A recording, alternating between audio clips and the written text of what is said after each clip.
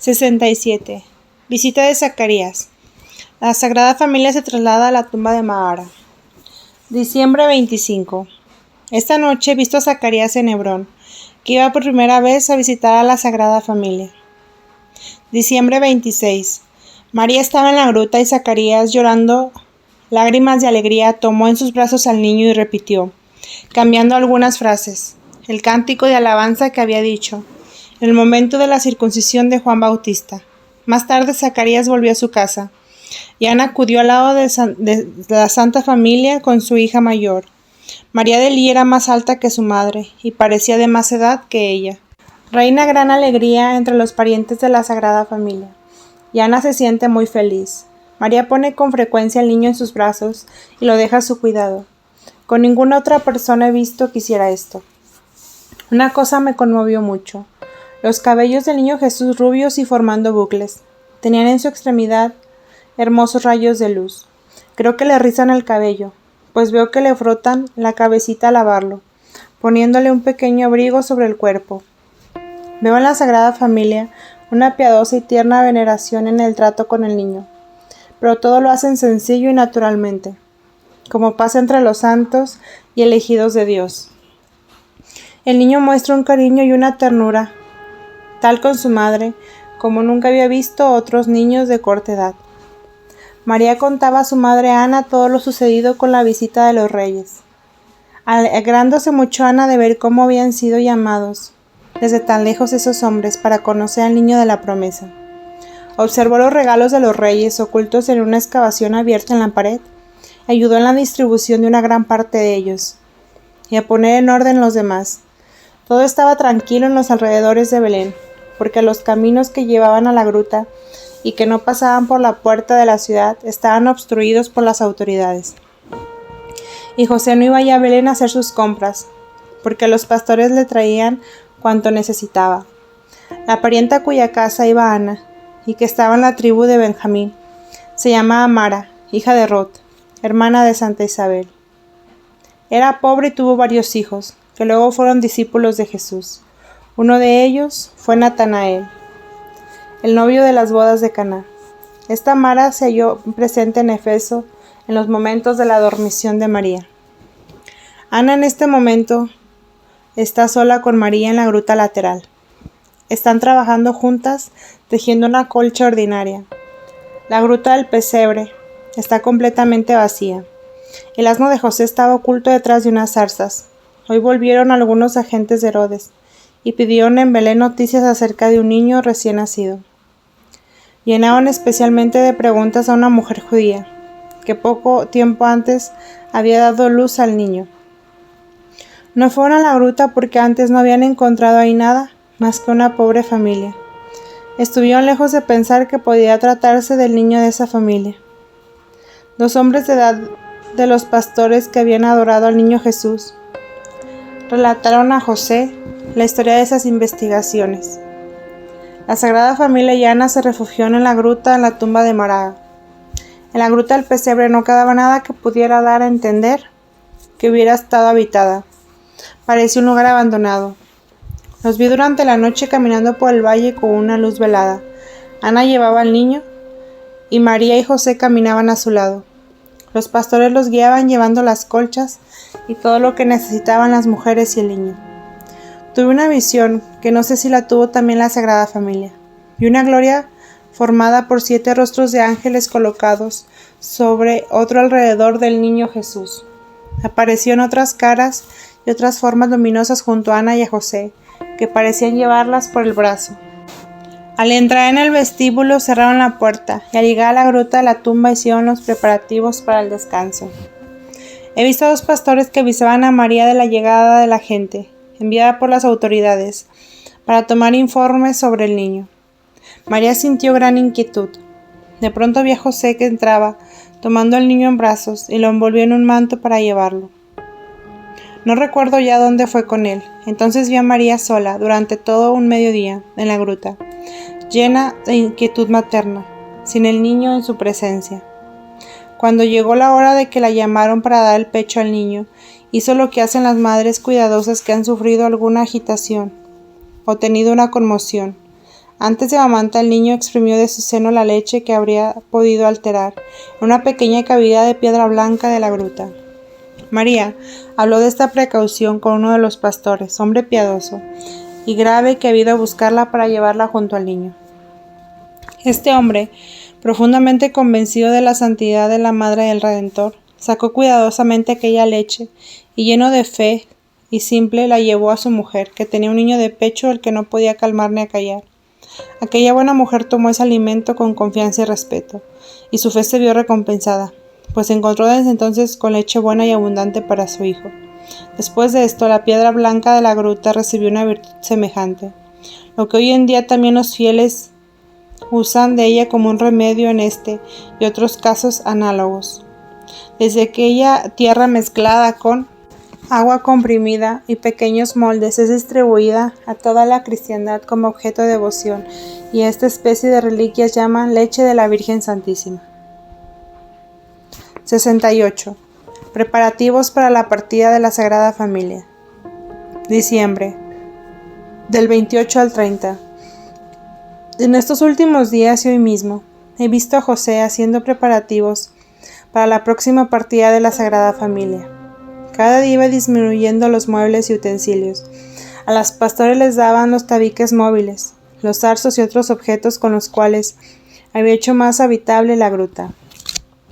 Por la tarde, muchas personas que iban a Belén para la fiesta del sábado pasaban por la gruta del pesebre, pero la hallaron abandonada y prosiguieron su camino. Ana debe volver a Nazaret después del sábado. He visto que están ordenando y envolviendo paquetes que cargan sobre 2 asnos los objetos recibidos de los reyes, especialmente las alfombras, colchas y diversas piezas de género. Esta noche celebraron la fiesta del sábado en la gruta de Máraga continuamente durante el día 29, mientras que en los alrededores reinaba gran tranquilidad. Terminada la fiesta del sábado, se preparó la partida de Ana. Esta noche vi por segunda vez que María salía de la gruta de Máraga y llevaba al niño a la gruta del pesebre en medio de las tinieblas de la noche. Lo colocó sobre una alfombra en el lugar donde había nacido y rezó de rodillas junto al niño. Se llenó toda la gruta de luz celestial, como el día del nacimiento. Creo que María debió ver toda esa luz. El domingo 30 por la mañana, Ana se despedía con ternura de la Sagrada Familia y de los 3 pastores, y se encaminaba con su gente a Nazaret. Llevaba sobre sus bestias de carga todo lo que quedaba aún de los regalos de los reyes, y me admiré mucho de que se llevasen un atadito que me pertenece a mí. Tuve la impresión de que se hallaba dentro de su equipaje, y no podía comprender cómo Ana se llevase algo que era mío. Ana se llevó muchos regalos de los 3 reyes, especialmente ciertos tejidos. Una parte de ellos sirvió en la iglesia primitiva. Algunas de estas cosas han llegado hasta nosotros. Entre mis reliquias hay un trocito de colcha que cubría la mesita, donde se pusieron los regalos de los reyes, y otro es uno de sus mantos. Yo mismo debo tener un pedazo de género que procede de los Reyes Magos. Poseían varios mantos, uno grueso y de tela tupida para el mal tiempo, otro de color amarillo y un tercero rojo, de una hermosa lana muy fina. Entre las grandes ceremonias llevaban mantos de seda sin teñir. Los bordes estaban bordados de oro y la larga cola era llevada por los hombres del séquito. Creo que hay cerca de mí un trozo de aquellos mantos, y por esta razón he podido ver junto a los reyes, antes y esta noche de nuevo, algunas escenas relativas a la producción y al tejido de la seda. En una región de Oriente, entre el país de Teoqueno y del sur, había árboles cubiertos de gusanos de seda. Alrededor de cada árbol habían cavado un pequeño foso, para que estos gusanos no pudieran irse de ahí, y vi que colocaban con frecuencia unas hojas debajo de esos árboles. En las ramas estaban suspendidas cajitas para donde sacaban objetos redondeados más largos de un dedo. Pensé que se tratase de huevos de pájaros, de alguna especie, pero luego entendí que eran capullos hilados para estos gusanos, al ver cómo las personas los devanaban y sacaban hilos muy delgados. Sujetaban una gran cantidad de ellos contra su pecho, e hilaban con un hermoso hilo que enrollaban sobre algo que tenían en la mano. Tejían entre los árboles y su telar. Era muy sencillo. La pieza del género era del ancho de la sábana que tengo en mi lecho. 69. Presentación de Jesús en el templo. Acercándose el día que la Virgen debía presentar a su primogénito en el templo y rescatarlo según lo prescribía la ley, se hicieron los preparativos para que la Sagrada Familia pudiese ir al templo y ahí volver a Nazaret. Ya el domingo 30, los pastores se habían llevado lo que Ana había dejado. La gruta del pesebre, la lateral y la de Maraja se hallaban completamente vacías y limpias. José las había dejado en condiciones que las encontró. He visto a María y a José con el niño visitando por última vez la gruta y despedirse del paraje. Tendieron la carpeta de los reyes en el lugar donde Jesús había nacido. Pusieron ahí al niño y rezaron. De ahí pasaron al sitio de la circuncisión y también ahí se detuvieron rezando. Al amanecer, he visto a la Virgen sentarse sobre el asno que los pastores dejaron ensillado delante de la gruta. José tuvo al niño mientras María se acomodaba y luego se lo dio. La Virgen iba sentada de modo que sus pies, un tanto levantados, descansaban sobre una tablilla. Llevaba al niño contra su pecho, envuelto en un gran manto, mientras lo contemplaba llena de felicidad. Sobre el asno solo había 2 colchas y 2 pequeños fardos, entre los cuales estaba María. Los pastores se despidieron con mucha emoción, acompañándolos un trecho. No hicieron el mismo camino por donde habían venido, sino que cruzaron entre la gruta del pesebre y la de la tumba de Maraga, costeando a Belén por el oriente de modo que nadie los observó. Enero 30. Hoy los vi seguir el camino con lentitud, recorriendo la distancia bastante corta de Belén a Jerusalén. Emplearon mucho tiempo porque se detenían con frecuencia. A mediodía los vi hacer altos sobre unos asientos, alrededor de un pozo techado, mientras 2 mujeres se acercaban a María, y trajeron 2 cantaritos de agua mezclada con bálsamo y panecillos. La ofrenda que María ofrecería en el templo estaba en un cestillo, colgado en el lado del asno. Ese cesto tenía 3 compartimentos, 2 de ellos cubiertos contenían frutas, el tercero una jaula calada con 2 palomas. Al amanecer los vi entrando en la casa pequeña de 2 esposos ancianos, que los recibió con todo afecto. Estaban en un cuarto de legua de Jerusalén. Eran esenios parientes de Juana Chuza. El marido se ocupaba en trabajos del jardín, podando cercos y tenía a su cargo la parte del camino. Febrero 2. Pasaron todo el día en casa de esos ancianos. María estuvo casi todo el día sola con el niño en una habitación. Lo tenía junto a ella sobre una alfombra. María estaba siempre en oración y parecía disponerse para la ceremonia que tendría lugar muy pronto. En aquella ocasión tuve una advertencia interior acerca de la manera en que debía prepararme para la comunión. Vi aparecer en la habitación a varios ángeles que adoraban al niño Jesús. No puedo decir si María los vio, aunque creo que sí, porque estaba muy emocionada. Por otra parte, los dueños de la casa prestaron toda clase de atenciones a María, presintiendo algo extraordinario en el niño Jesús. A las 7 de esa tarde vi al anciano Simeón. Era un hombre delgado de mucha edad y de barba corta. Este sacerdote tenía mujer y 3 hijos, de los cuales el más joven contaría 20 años. Vivía junto al templo y vi que se dirigía por un corredor estrecho y oscuro, hacia una celdilla abovedada, abierta en los gruesos muros. No vi más que una abertura por la cual se miraba al interior. El anciano estaba arrodillado en su oración, como en éxtasis. Se le apareció un ángel y le dijo que prestase atención al primer niño que se presentara la mañana siguiente en el templo, pues ese niño era el suspirado Mesías que él tanto había deseado contemplar. Le avisó que habría de morir después de ver al Mesías.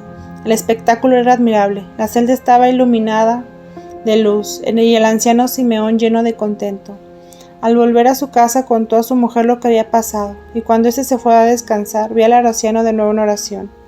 Cuando vi a los piadosos israelitas entonces rezando, y los sacerdotes nunca los vi en las contorsiones ridículas que hacen hoy los judíos. En cambio los he visto darse a veces a la disciplina. He visto que la profetisa Ana tuvo también una visión mientras rezaba en su celda del templo, referente a la presentación del niño Jesús. Esta mañana, antes del amanecer, he visto a la Sagrada Familia, en compañía de los dueños de casa, que dejaban el albergue para dirigirse al templo de Jerusalén, con el cesto donde estaban las ofrendas que debía presentar. Entraron primero en un patio cercano al templo, rodeado de muros, y mientras José y el dueño de casa colocaban el asno bajo el cobertizo, la Virgen fue recibida muy fraternalmente por una anciana que la llevó muy lejos por un corredor cubierto. Llevaba una linterna, pues no habían aclarado aún. Desde la entrada, aquel pasaje, el anciano Simeón salió al encuentro de María. Dijo algunas palabras de alegría, tomó al niño en sus brazos, lo estrechó contra su corazón y se dirigió por otro camino apresuradamente al templo. Tenía un deseo tan vivo de ver al niño por lo que el ángel le había dicho, que quiso esperar la llegada de las mujeres, para ver más pronto lo que tanto tiempo había suspirado. Llevaba a Simeón largas vestiduras, como acostumbran los sacerdotes cuando no estaban en función. Lo he visto con frecuencia en el templo, y siempre en calidad de sacerdote, pero sin ocupar un cargo muy elevado en jerarquía. Sobresalía por su piedad, sencillez y sabiduría. 70. Presentación de María en el templo. La Virgen fue llevada por la mujer que le servía de guía hasta el vestíbulo del templo, donde se hacía la purificación. Fue recibida por Ana y Noemí, su antigua maestra, las cuales habitaban en esa parte del templo. Simeón acudió nuevamente al encuentro de María y la condujo al lugar donde se hacía el rescate de los hijos primogénitos. Ana, a quien José entregó en el cesto con las ofrendas, la siguió con Noemí. José se dirigió a otra puerta donde debían entrar los hombres. El cesto contenía frutas en la parte de arriba y palomas en la de abajo. Ya se sabía en el templo por varias mujeres. Tenían que presentarse con sus primogénitos y todo estaba preparado para la ceremonia, que se celebró en un lugar amplio con la catedral de Dulce. Había una serie de lámparas encendidas contra los muros, que formaban como una pirámide de luces. La llama salía por la extremidad de una caña curva, terminada en pico de oro, que brillaba tanto como la llama y que llevaba sujeta por un resorte un pequeño apagador. Cuando éste era alzado por detrás, se apagaba la llama sin despedir humo ni olor, y para prenderlo bastaba bajarlo, delante de una especie de altar, en una de cuyas extremidades había algo parecido a unos cuernos. Varios sacerdotes se habían llevado un cofre cuadrangular algo alargado, que formaba el soporte de una mesa bastante amplia sobre la cual había una gran placa. En esta mesa colocaba una colcha roja y otra blanca, transparente, que colgaba hasta el suelo alrededor de la mesa. En los 4 extremos de la mesa había lámparas encendidas de varios brazos. En el centro, 2 fuentes ovaladas y 2 estillas en torno a una larga cuna.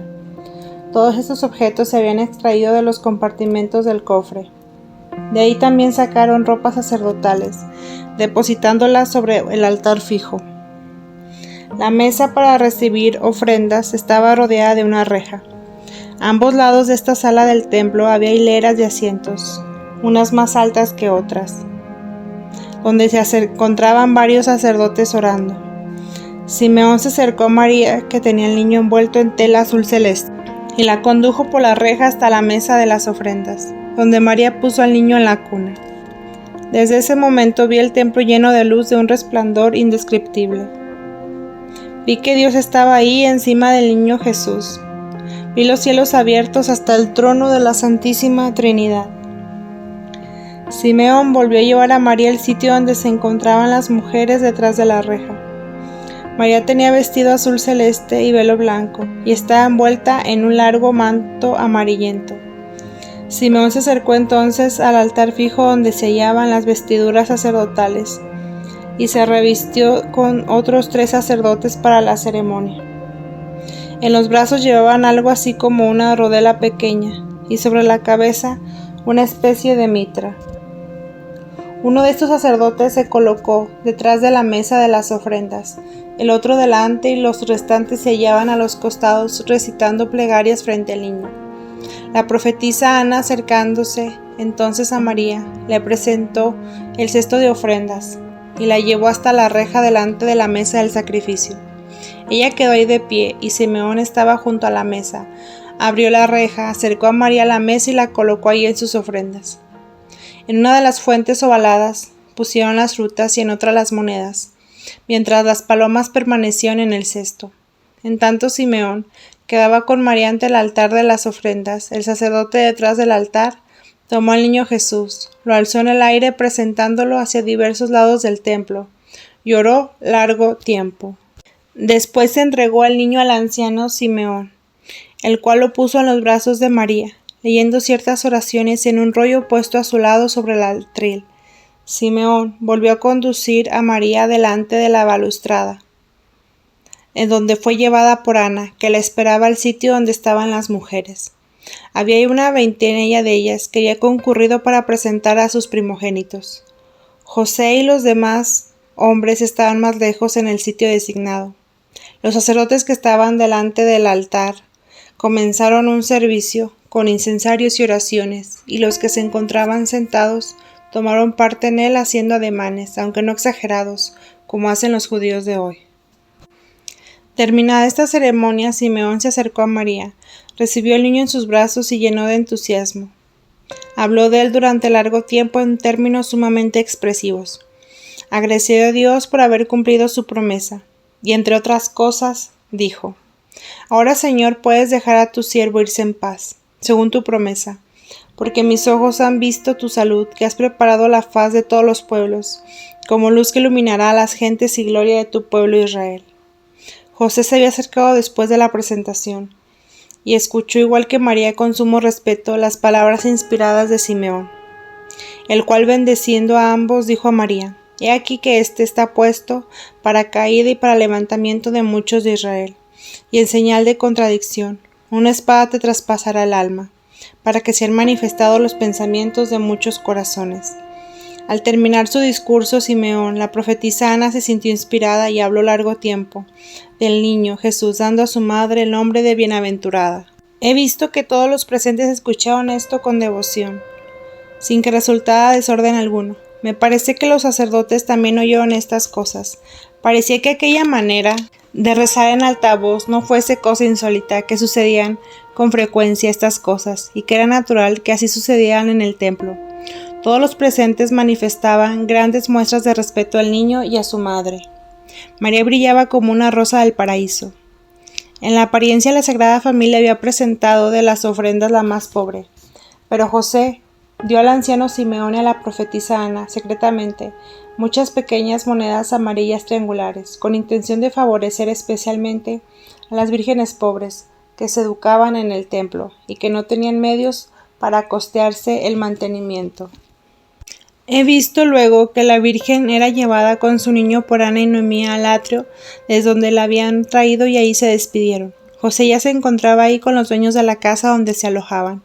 Como habían traído el asno, María montó en él con el niño en brazos, y saliendo del templo se dirigieron a Nazaret, atravesando Jerusalén. No pude ver la ceremonia de la presentación de los demás niños en el día de hoy, pero tengo la impresión de que todos ellos recibieron gracias particulares, y que muchos fueron de aquellos niños inocentes que fueron eliminados por Herodes.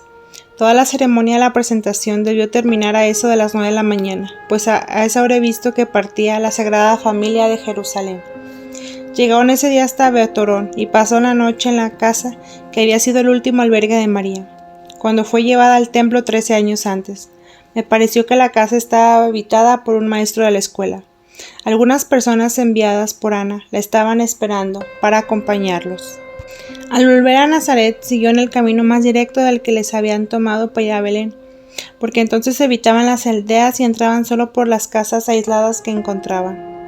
La borriquilla que les había indicado el camino cuando fueron a Belén había quedado en casa de un pariente de José, porque pensaba volver a Belén y construirse una vivienda en el Valle de los Pastores.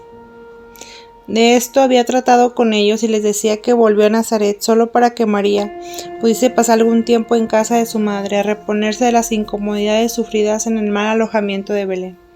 Había dejado de eso por muchas cosas en poder de los pastores, por la intención que tenía de volver.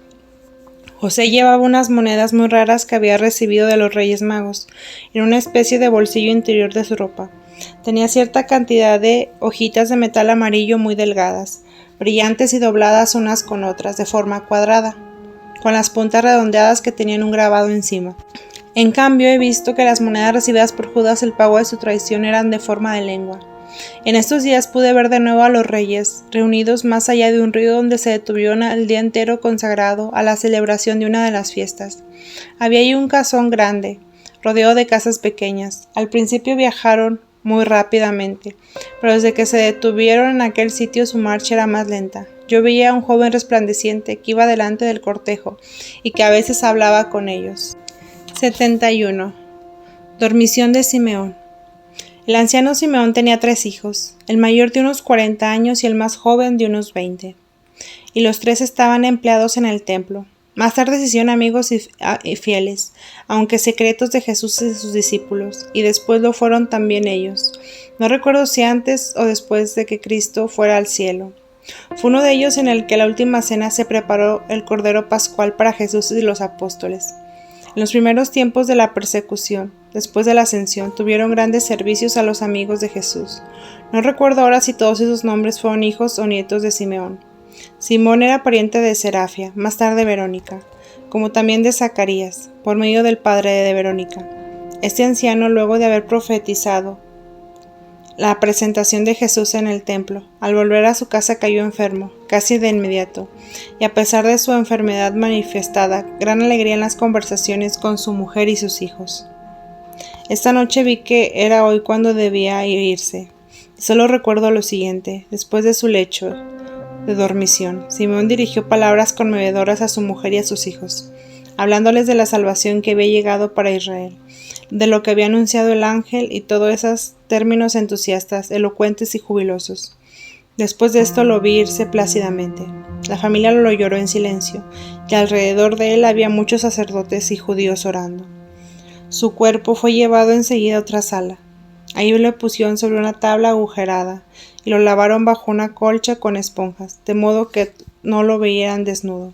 El agua corría a través de orificios de la tabla hasta una fuente de cobre que estaba debajo, donde pusieron sobre su cuerpo grandes hojas verdes, alrededor hermosos ramos de hierbas, y lo amortajaron en un lienzo grande, envolviéndolo luego con una tela en forma de tira larga, como si se fajara un niño. Su cuerpo estaba tan rígido e inflexible que parecía atado a la tabla. La misma noche lo enterraron. Lo transportaron 6 hombres, llevando luces. El cuerpo estaba colocado sobre una tabla con la forma del cuerpo, y un borde algo levantado en los 4 costados. Así envuelto y descubierto pusieron su cuerpo sobre la tabla. He visto que lo llevaban y los que acompañaban iban más deprisa de lo que suele hacerse en nuestros días. Lo sepultaron en la tumba de una colina no distante del templo. La bóveda tenía en su parte exterior la forma de un montículo, donde se había colocado desde afuera una puerta oblicua con trabajo de albañilería en la parte interior, hecha de un modo particular, que me recordó el tipo de obra que hacía San Benito cuando edificó su primer monasterio. Las paredes estaban adornadas de flores y estrellas con piedras de diferentes colores, tal como era la celda de la Virgen en el templo. La pequeña bóveda donde pusieron a Simeón tenía apenas el espacio para circular alrededor del cadáver. Tenían otras costumbres en los entierros, tales como dejar monedas, piedrecillas y creo que también alimentos, aunque ya no recuerdo bien esas cosas. 72. Visión de la purificación de María. La fiesta de la Candelaria o de la Purificación se me mostró en un gran cuadro, que ahora me es difícil de explicar. Vi en esta fiesta, en una iglesia diáfana, suspendida sobre la tierra, que representa a la iglesia católica en general, y que veo cuando debo contemplar, no es una iglesia en particular, sino que la iglesia es como tal, estaba llena de ángeles que rodeaban la Santísima Trinidad, así como yo debía ver la segunda persona de la Trinidad, en el niño Jesús presentado y rescatado en el templo, a pesar de hallarse presente en la Trinidad Santísima. Así me parecía que el niño Jesús se hallaba junto a mí y me consolaba en mis dolores, mientras yo veía a la augusta Trinidad. Febrero 3. Estaba pues cerca de mí el Verbo encarnado, y parecía que el niño Jesús estaba unido a la Santísima Trinidad, mediante una vía luminosa.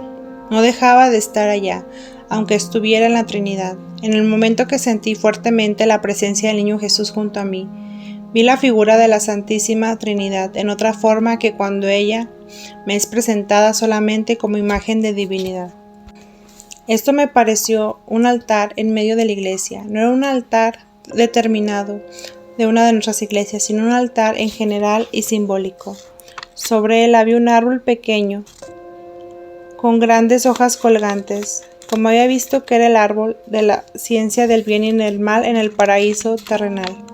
Después vi a la Virgen Santísima con el niño Jesús, en brazos como si emergiese de la tierra, delante del altar, mientras que el árbol estaba sobre él y se inclinaba ante ella, y se secaba de inmediato.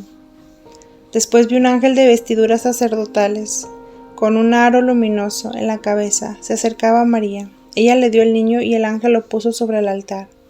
Y en el mismo momento vi al niño en el cuadro de la Santísima Trinidad, a cual contemplé esta vez con su forma común. Vi que el ángel daba a María un pequeño globo sobre el cual debía haber una figura como de un niño fajado, y María, después de haberlo recibido, quedó suspendida en el aire sobre el altar. De todos lados salían brazos, llevando las antorchas que se dirigían hacia ella, y María las presentaba al niño sobre el globo, en el que entraron de inmediato. Las antorchas formaron por encima del niño y de María y del resplandor una luz que iluminaba todo el cuadro. María desplegaba un amplio manto sobre la tierra. Luego todo cambió y se transformó en otra escena, que parecía la celebración de una fiesta. Creo que la dormición del árbol de la ciencia del bien y del mal, en el momento de aparecer María, la absorción del niño ofrecido sobre el altar dentro del cuadro de la Santísima Trinidad, debía ser imágenes de la reconciliación de los hombres con Dios. Por esto mismo he visto que las luces dispersas presentadas a la Madre de Dios y remitidas por ella al niño Jesús, se convertían en una sola, en Jesús, que es la luz del mundo, que ilumina a todo hombre y al mundo entero, representado por aquel globo como un globo imperial. Las luces presentadas indicaban la bendición de las candelas, que se celebra en la fiesta de la Candelaria. 73. La Sagrada Familia llega a casa de Santa Ana. Esta noche vi que la Sagrada Familia había llegado a la casa de Ana, mediante legua de Nazaret, hacia el valle de Zabulón. Tuvo lugar ahí una fiestecita familiar como aquella celebrada cuando partió María para el templo. Estaba María de Elí, la hija mayor de Ana. Habían quitado la carga del asno porque pensaban quedarse algún tiempo. Todos recibieron al niño Jesús con una alegría tranquila e interior. No había nada que apasionado en todas estas personas. Estuvieron presentes algunos sacerdotes de edad, y hubo una fiestecita con una comida. Las mujeres comían separadas de los hombres. En otra ocasión, vio de nuevo la Sagrada Familia en casa de Ana. Están presentes algunas mujeres, entre ellas María Elí, hija mayor de Ana, con su hija María de Cleofás. Veo además a otra mujer del país de Santa Isabel, y aquella sirvienta que había estado con María en Belén. Esta sirvienta, después de perder a su marido, que la había tratado mal, no quiso volver a casarse y se fue a Judá, a casa de Isabel, donde María la conoció y fue a visitar a su prima. Desde ahí la viuda fue a casa de Ana. Hoy he visto a José atareado, cargando muchos bultos en casa de Ana, e ir luego con la criada de Ana a Nazaret, seguido con 2 o 3 asnos cargados. En los casos desesperados invoco a Santa Ana, Madre de María. Y hoy, estando en visión en su casa, vi el jardín muchas peras, ciruelas y otras frutas pendientes de los árboles, a pesar de no ser estación de frutas, y los árboles estuviesen sin hojas. Recogí algunas antes de salir de la casa, y llevé las peras a personas enfermas que se curaron de inmediato. Di también frutas a otras personas conocidas y desconocidas, que sintieron gran alivio en sus penas y enfermedades. Creo que estas frutas indican favores obtenidos por intercesión de Santa Ana, y que significan para mí nuevos sufrimientos de expiación. Por experiencia sé que sucede esto al tomar frutas de los jardines de los santos. Pago el favor que recibo con nuevos dolores en favor de las almas. En Palestina veo ahora a menudo brumas y lluvias, a veces un poco de nieve que se derrite enseguida. Veo también árboles sin hojas, pero con algunas frutas. Veo varias cosechas en el año, y una que corresponde a nuestra estación de primavera. En el invierno veo a la gente completamente cubierta, con mantos sobre la cabeza. Febrero 6. Hoy por la tarde he visto a María con el niño, acompañada de su madre, que iban a casa de José Nazaret. El camino es agradable. Habrá una media legua de distancia, entre colinas, jardines y huertas. Ana envió alimentos a José y a María de su casa de Nazaret. Qué conmovedor es todo lo que veo en la Sagrada Familia. María es como una madre y al mismo tiempo servidora del niño Jesús. y la servidora de San José, y José es para María como el amigo más devoto y el servidor más humilde. Cuánto me conmueve ver a María mover y dar vueltas al niño Jesús como un niño que no puede valerse por sí mismo. El niño Jesús puede tener 1 año de edad. Lo vi jugando en torno de un balsamero, el momento en que sus padres se detuvieron durante el viaje. Algunas veces lo hacían andar en un rato. Vi a la Virgen tejiendo vestiditos a punta de aguja o ganchillo. Tenía una madeja de lana sujeta a la cadera derecha y en las manos 2 palillos de hueso, si no me equivoco, con unos ganchillos de la extremidad. Uno de ellos podía medir media vara de largo, otra más corto. La Virgen trabajaba de pie sentada junto al niño, que se hallaba acostado en una pequeña cesta. A José lo he visto trabajar trenzando diferentes objetos y hacer tabiques y entaramidados para las actividades y habitaciones con largas tiras de cortezas amarillas, pardas y verdes. Tenía una provisión de objetos semejantes superpuestos en un cobertizo contiguo a la casa. Me inspiraba compasión pensando que pronto tendría que dejar todo y huir a Egipto. Santa Ana veía con frecuencia a visitarlos todos los días, desde su casa que estaba solo media legua. 74. Agitación de Herodes en Jerusalén. He visto lo que sucedió en Jerusalén y cómo Herodes mandó llamar a mucha gente, como cuando reclutan soldados en nuestra tierra. Los soldados recibieron trajes y armas en un amplio patio, donde se habían reunido. En el brazo tenían una media luna, una rodela. Tenían venablos y sables cortos y anchos. Sobre la cabeza cascos, muchos de ellos se ceñían las piernas con cintas. Todo esto en relación a la eliminación de muchos niños inocentes, porque Herodes andaba nuevamente agitado. Hoy he visto de nuevo una gran agitación, como cuando llegaron los reyes magos a preguntarle acerca del rey de los judíos recién nacido. Estuvo consultando a viejos escribas y doctores, que se portaban largos y rollos de pergamino, fijos sobre 2 pedazos de madera, y estuvieron ahí leyendo algo. He visto que los soldados vestidos y equipados, la víspera, fueron enviados por diversas direcciones, a los alrededores de Jerusalén y de Belén. Creo que fue para ocupar aquellos lugares donde más tarde las madres debían acudir con sus hijos a Jerusalén, sin sospechar que habrían de ser ahí eliminadas sus criaturas. Quería impedir a Herodes que su crueldad fuera causa de algún levantamiento. Hoy he visto a los soldados llegar a 3 sitios diversos cuando salieron de Jerusalén. Fueron a Hebrón, a Belén y al tercer lugar que está entre los 2 en dirección del mar, cuyo nombre no recuerdo. Los habitantes de estos lugares, no sabiendo la causa de la llegada de los soldados, estaban intranquilos y sobreexaltados. Como Herodes era astuto, no se traslucían sus malas ideas y buscaba a Jesús secretamente. Los soldados apostados en esos lugares permanecieron ahí algún tiempo, con el propósito de no dejar escapar al niño, recién nacido en Belén. Herodes hizo eliminar a todas las criaturas menores de 2 años. 75. La Sagrada Familia en Nazaret.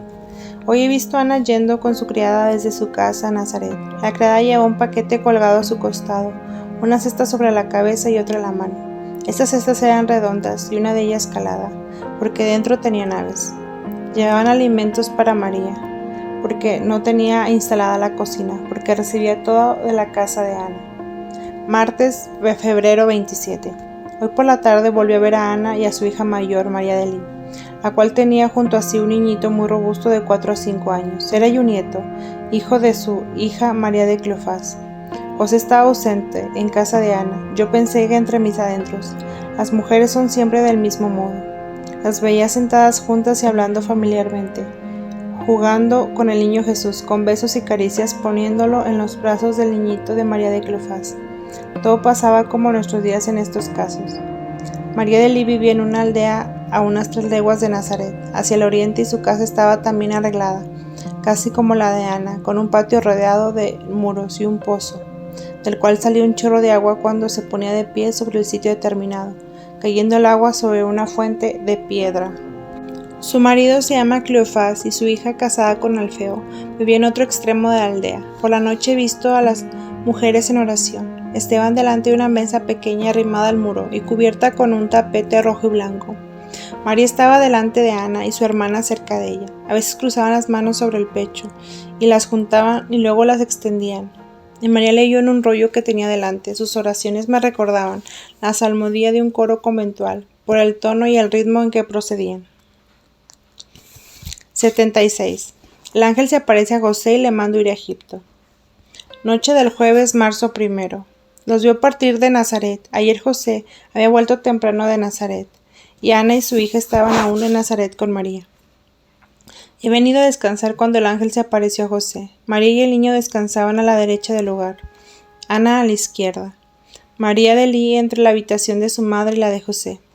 Esas diversas habitaciones estaban separadas por tabiques de ramas de árboles, trenzadas y cubiertas en lo alto con zarzas de la misma clase. El lecho de María estaba separado con los demás de la pieza por medio de una mampara.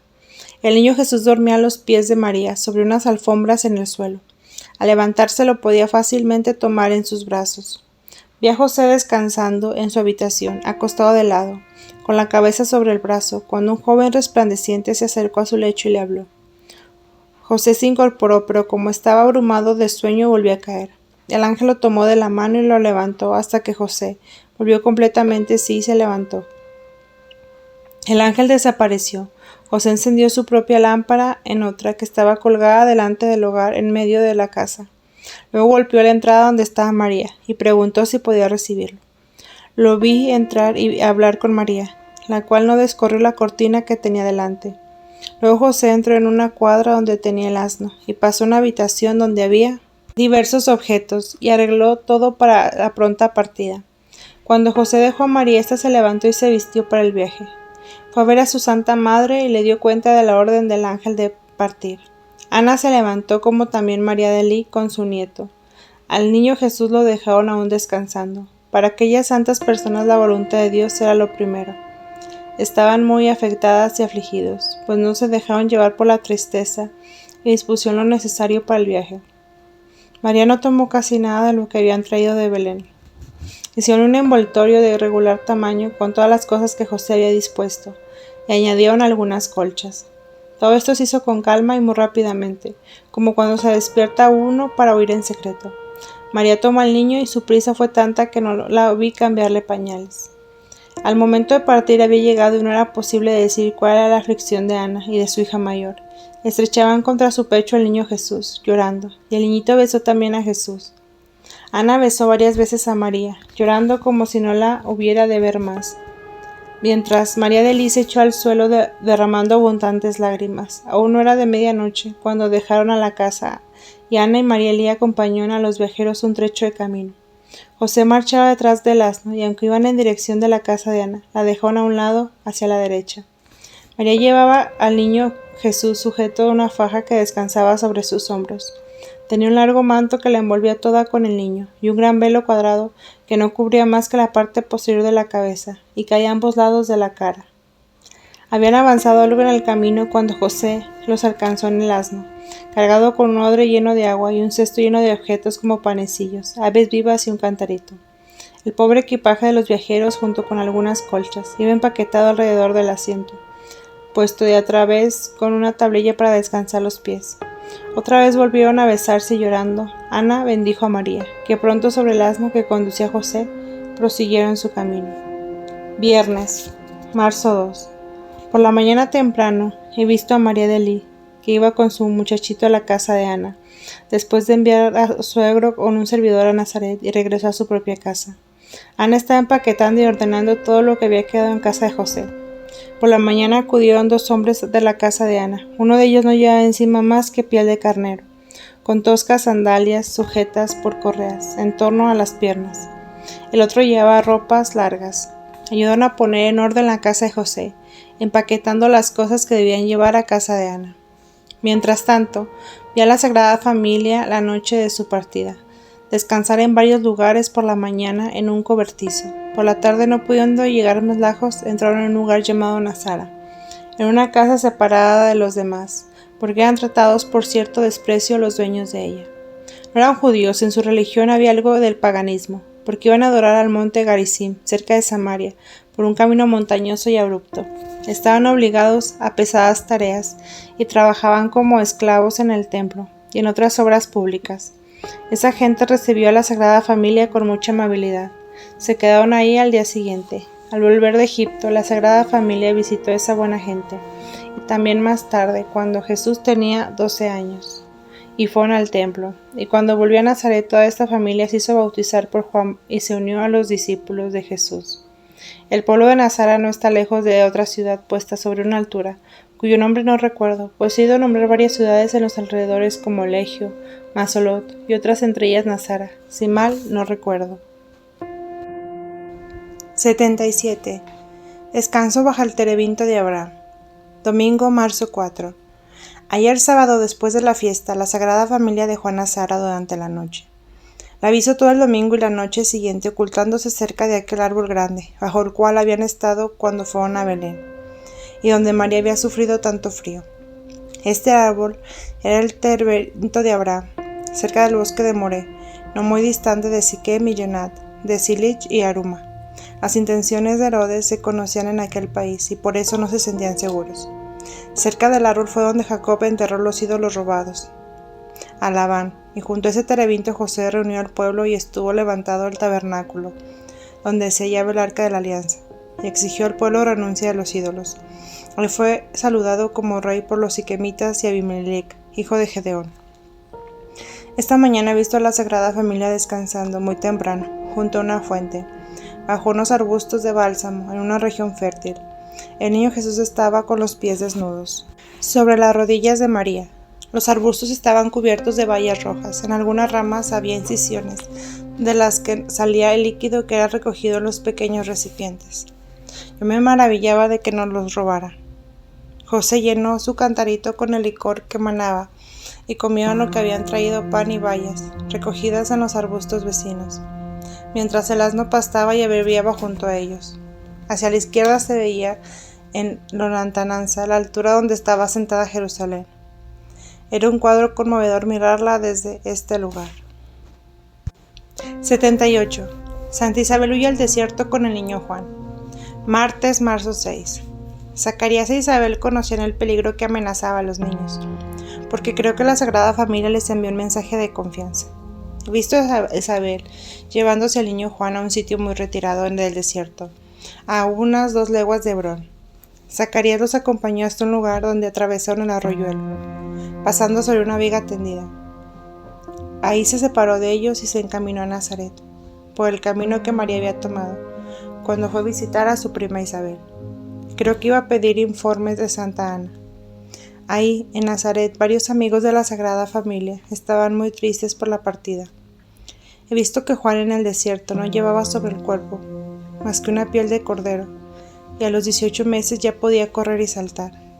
Tenía en la mano un bastoncito blanco, con el que jugaba como juegan los niños. El desierto no era una inmensa extensión arenosa y estéril, sino una soledad con muchas rocas, barrancos y grutas donde crecían arbustos y diversos con bayas y frutos silvestres. Isabel llevó al niño Juan a una gruta donde más tarde vivió María Magdalena, después de que se fue el Salvador. No sé cuánto tiempo estuvo oculta Isabel con el niño. Probablemente quedó todo el tiempo hasta que no podía, y a temerse de la persecución de Herodes, regresó con su hijo a Juta, pero volvió a huir cuando Herodes convocó a las madres que tenían hijos menores de 2 años. Lo cual tuvo lugar un año más tarde. No puedo decir los días, pero contaré las escenas de la huida conforme recuerdo haberlas visto. 79. La Sagrada Familia se detiene en una gruta y ve al niño Juan. Cuando hubo pasado la Sagrada Familia a algunas alturas del Monte de los Olivos, la vi huyendo hacia Belén, en dirección de Hebrón. A unas 2 leguas del bosque de Mamre, los vi refugiarse en una gruta amplia abierta en un desfiladero agreste, encima del cual se hallaba un lugar parecido al nombre de Efraín. Me parece que era la 6ª vez que se detenían en el camino. Llegaron llenos de fatiga y de tristeza. María estaba muy afligida y lloraba. Sufrían toda clase de privaciones, pues tenían que tomar senderos apartados y evitar los poblados y las posadas públicas. Descansaron durante todo el día. Tuvieron lugar aquí algunos hechos milagrosos para aliviar su miseria. Brotó una fuente de la gruta por la oración de María, y una cabra salvaje se acercó a ellos y se dejó ordeñar. Finalmente se les apareció un ángel, que los consoló y animó. En esta gruta había rezado a menudo un profeta y Samuel se detuvo algunas veces. David guardaba en la vecindad los rebaños de su padre, y aquí mismo oraba, y recibió de un ángel la orden y el mandato de combatir contra Goliat. Después de dejar la gruta caminaron 7 leguas hacia mediodía, dejando a su izquierda el mar, y unas 2 leguas más allá de Hebrón. Entraron en el desierto donde se encontraba por entonces el pequeño Juan, pasando a un tiro de flecha de la gruta donde estaban refugiados. Los he visto avanzar en medio de un desierto de arena, muy lánguidos y cansados. El recipiente de agua y el cantarillo de bálsamo estaban vacíos. María estaba sedienta y triste, y el niño también tenía sed. Se detuvieron fuera del camino en una hondonada donde había zarzales y un poco de césped reseco. María bajó del asno, sentándose en el suelo, y puso al niño ante sí. Estaba triste y rezaba. Mientras María, acomodada en el desierto, pedía un poco de agua para el niño, mis ojos vieron una escena conmovedora. La gruta donde Isabel tenía escondido al niño Juan estaba a poca distancia. En medio de unas rocas altas, pude ver al niño Juan vagando entre malezas y piedras. Me pareció lleno de inquietud y como en espera de algo. No pude ver a su madre. La vista de aquel niño corriendo con paso seguro por ese lugar desierto producía una viva impresión, de la misma manera que se había estremecido en el seno de su madre, como queriendo ir al encuentro de su Señor, que esta vez se hallaba excitado por la vecindad de su Redentor, que estaba sediento. Tenía sobre los hombros una piel de cordero, sujeta por la cintura, y en la mano un bastoncito en cuya alta punta flotaba una banderola de corteza. Sentía que Jesús pasaba y tenía sed. Se puso de rodillas y clamó a Dios con los bracitos tendidos. Luego se levantó con rapidez, corrió impulsado por el Espíritu hasta un costado de la roca y golpeó el suelo con su vara, brotando de inmediato agua abundante. Juan corrió hacia el sitio donde caía y ahí se detuvo y vio a lo lejos la Sagrada Familia que pasaba. María alzó al niño en los brazos y señalando hacia el lugar dijo: «Mira a Juan en el desierto». Vi a Juan estremecerse de alegría junto al agua que caía. Hizo una señal con su banderola y luego huyó a su soledad. El arroyo, después de algún tiempo, llegó hasta el camino que seguían los viajeros. Los he visto pasar y detenerse junto a unos zarzales en un lugar cómodo donde había un poco de césped, aunque seco. María bajó con el niño de la cabalgadura y se sentó sobre el césped. Todos estaban llenos de alegría. José cavó una pequeña hondura, que pronto se llenó de agua, y cuando estuvo limpia, todos bebieron. María bañó al niño y luego se lavaron las manos, la cara y los pies. José trajo al asno y le dio de beber, y finalmente llenó de agua en su recipiente. Estaban llenos de alegría y agradecimiento. El césped seco reverdeció con el agua. El sol se mostró brillante y todos se encontraron reanimados, aunque silenciosos. Se detuvieron ahí 2 o 3 horas. A poca distancia de una ciudad, sobre la frontera del desierto, a 2 leguas más o menos del mar, fue donde se detuvo la Sagrada Familia por última vez en los dominios de Herodes. El nombre de la ciudad era algo así como Anam, Anem o Anim. Pidieron entrada en una casa aislada, que era posada para las personas que atravesaban el desierto. Contra una altura había algunas cabañas y cobertizos, y en los alrededores muchos frutales silvestres. Me pareció que los habitantes eran camelleros, porque habían pastando varios camellos rodeados de vallas. Eran personas de costumbres salvajes, dedicadas me parece al pillaje. Con todo recibieron bien a la Sagrada Familia, y le dieron hospitalidad. En la vecina ciudad habitaban gentes de costumbres desordenadas, que habían huido después de una guerra. Entre las personas de la posada había un joven de unos 20 años llamado Rubén. Jueves, marzo 8. En una noche estrellada he visto hoy a la Sagrada Familia, atravesando un terreno arenoso, cubierto de maleza corta. Me parecía viajar con ellos por el desierto. El paraje era peligroso por la cantidad de serpientes ocultas en la maleza y enrolladas entre la hojarasca. Se acercaban silbando y levantando sus cabezas contra la Sagrada Familia, que pasaba tranquila rodeada de luz. He visto otros animales dañinos, de patas cortas y una especie con alas sin plumas, como grandes aletas y el cuerpo largo y negruzco. Pasaban rápidamente como si volaran. La cabeza se parecía a la de los peces, quizás lagartos voladores. La Sagrada Familia llegó a un camino ahuecado en una excavación profunda del terreno, y quisieron descansar ahí, entre los zarzales. Tuve miedo por ellos, porque el sitio era horrible, y quise hacerles una muralla de zarzas entrelazadas, pero se me presentó una bestia horrible, parecida a un oso, y me sentí llena de ansiedad terrible. De pronto apareció un viejo amigo mío, sacerdote que se había ido hace poco, y se presentaba ahora como hermoso joven. Tomó a la bestia feroz por la nuca y la alejó de ahí. Yo le pregunté por qué había venido, pues seguramente se encontraría mejor allá donde estaba, y me respondió: quería ayudarte, no me quedaré mucho tiempo. Me dijo también que yo volvería a verlo. 80. En la morada de los ladrones. La Santa Familia avanzó unas 2 leguas hacia el oriente, por el camino principal. El último sitio donde llegaron entre Judea y el desierto tenía el nombre de Mara.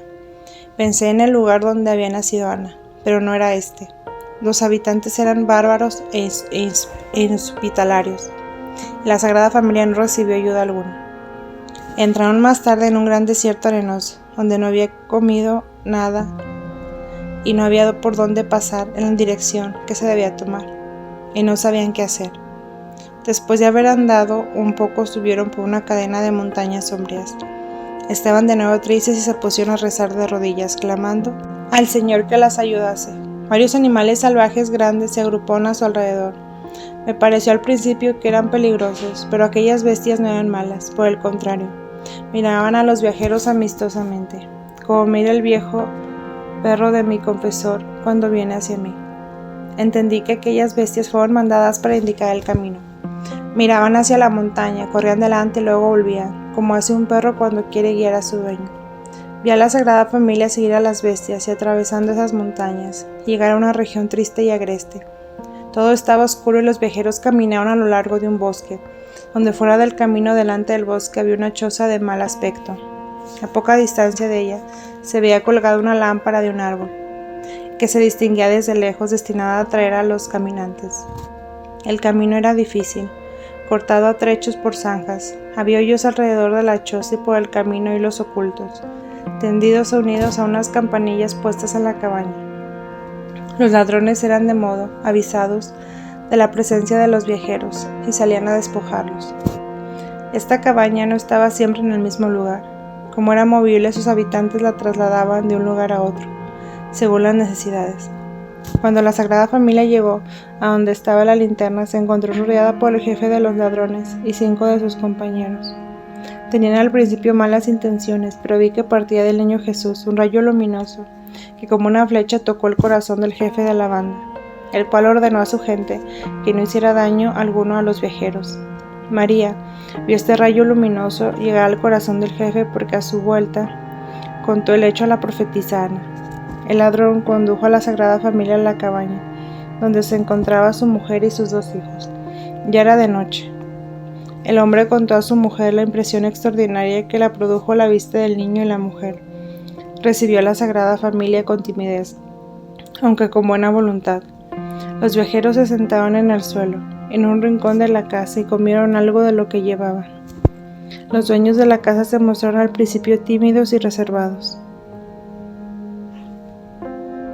cosa que no era habitual en ellos, pero poco a poco se fueron acercando. Otros hombres albergan el asno de José bajo un cobertizo. Aquellas gentes se animaron poco a poco y fueron colocándose en torno de la Sagrada Familia y conversaron. La mujer ofreció a María panecillos con miel y frutas y trajo agua para beber. El fuego estaba encendido en una excavación hecha en un rincón de la casa. La mujer arregló el sitio separada para María y le llenó a su pedillo una gamella llena de agua para bañar al niño, lavando también sus pañales que se puso a secar junto al fuego. María bañó al niño Jesús bajo una sábana. El ladrón estaba tan conmovido que dijo a su mujer: «Este niño judío no es niño común, es un niño santo. Pídele a la madre que nos deje bañar a nuestro hijo leproso en el agua donde ha lavado a su hijo. Quizá esto lo cure de su enfermedad». Cuando la mujer se acercó, la Virgen le dijo, antes que ella hablara, que debía bañar a su niño leproso en aquella agua, y la mujer trajo al muchacho de 3 años, más o menos en sus brazos. Estaba muy comido por la lepra y su cara era toda una costra. El agua donde Jesús había sido bañado aparecía más clara que antes, y al ser puesto el niño dentro del agua, las costras se desprendieron y el niño se encontró perfectamente curado. La madre estaba fuera de sí de contenta y quería besar a María y al niño Jesús. pero María no se dejó tocar por ella ni tocar al niño. María le dijo que cavara una pequeña cisterna, echase agua adentro y que la virtud curativa del agua pasaría a la cisterna. Conversó un rato con ella, la cual prometió dejar ese lugar en la primera oportunidad que se le presentara. Los padres sentían gran alegría por la curación del hijo, y habiendo acudido otros durante la noche, ellos le mostraban al niño contándoles lo acontecido. Los recién llegados, entre los cuales había algunos jóvenes, rodeaban a la Sagrada Familia, mirándola con gran asombro. Me extrañó más esta actitud de los bandidos al mostrarse tan respetuosos con la Sagrada Familia, porque los había visto en la misma noche asaltar varios viajeros atraídos por la luz y conducirlos a una gran caverna que estaba más abajo, en el bosque. Esta caverna, con la entrada oculta por las malezas, parecía servirles de depósito, porque ahí había varios niños robados de 7 u 8 años, a una vieja que los cuidaba de todo lo que había almacenado. Había dentro los vi vestidos, con carpetas, carne, camellos, carneros, animales grandes y presas de toda clase. Durante la noche vi a María descansando un rato, la mayor parte sentada en su lecho. Salieron por la mañana temprano, provistos de alimento que les habían dado los bandidos. Aquellas gentes los acompañaron un trecho, los guiaron a través de varias zanjas y se despidieron de ellos con gran emoción. El jefe dijo a los viajeros, de modo muy expresivo: «Acordaos de nosotros a donde quiera que vayas». Al oír estas palabras, de pronto vi la escena de la crucifixión y escuché al buen ladrón, cuando le dijo a Jesús: «Señor, acuérdate de mí cuando hayas llegado a tu reino». Reconocí en el buen ladrón al niño curado de la lepra. La mujer del bandido dejó después de algún tiempo la mala vida y se fue a vivir al sitio donde había descansado la Sagrada Familia. Ahí había brotado una fuente y crecido un jardín de arbustos de bálsamos. Varias familias buenas fueron más tarde a habitar aquel lugar. 80, parte 2. La primera ciudad egipcia, la fuente milagrosa. He visto a la Sagrada Familia entrar en un lugar desolado. Se habían extraviado y vi que se acercaban reptiles de diversas clases. Entre ellos unos lagartos con alas de murciélagos que iban arrastrándose y muchas serpientes. No le hicieron daño alguno, más bien parecía que querían indicarles el camino. Algún tiempo después, no sabiendo ya qué dirección tomar, vi que les fue mostrado el camino, por medio de un gracioso milagro. A ambos lados del camino brotó la rosa llamada de Jericó, con ramas de hojas rizadas que tenían florecitas en el centro. Avanzaron con alegría en medio de ellas, viendo que se alzaban las flores en toda la extensión que alcanzaba la vista. Este prodigio continuó por todo el desierto. A la Virgen le fue revelado que más tarde vendrían gentes del país a recoger estas flores, para venderlas a viajeros extranjeros y comprar pan con el producto de la venta. En efecto, he visto que así sucedió más tarde. El nombre del lugar era Gas o Gose. Los he visto arribar a un lugar llamado, si mal no recuerdo, Leb o Lab, donde he visto algunos fosos, canales y diques. Para atravesar el arroyo lo hicieron en balsas de madera, en las cuales había unas tinas donde metían a los asnos. Los que los pasaron en balsas fueron 2 hombres de feo aspecto, cetrinos con narices muy chatas y labios gruesos, que andaban medio desnudos. Pero al ver a los habitantes tan altaneros y soeces, no pararon ni hablaron con ellos. Habían llegado a la primera población pagana egipcia, habiendo viajado durante 10 días en territorio de Judea y otros 10 en el desierto. He visto a la Sagrada Familia en un país llano, en territorio egipcio. Aparecían grandes praderas donde pasaban los rebaños, y árboles a los cuales se habían sujetado algunos ídolos semejantes a niños fajados. Las tiras que los sujetaban estaban cubiertas de figuras y caracteres. Algunos hombres gruesos de corta estatura, vestidos al modo de los hilanderos que he visto en el país de los 3 reyes, rendían homenaje a estos ídolos. La Sagrada Familia se refugió en un corral, del cual salieron las bestias para dejarles el lugar. No tenían en ese momento ni agua ni alimento, y nadie les dio cosa alguna. María apenas podía alimentar a su niño. Soportaron todos los sufrimientos humanos en esos días. Cuando finalmente llegaron algunos pastores a dar de beber a sus animales en un pozo cerrado, le dieron a José un poco de agua para satisfacer su pedido. Más tarde vi a la Sagrada Familia desprovista de todo socorro humano, atravesando un bosque, a la salida del cual había un datilero muy alto, con gran número de dátiles en su extremidad superior, pendientes de un racimo. María se acercó al árbol, tomó en sus brazos al niño Jesús y alzándolo rezó una oración. El árbol inclinó su copa como arrodillándose ante ellos, y pudieron así recoger su abundante fruta. El árbol quedó en la misma posición.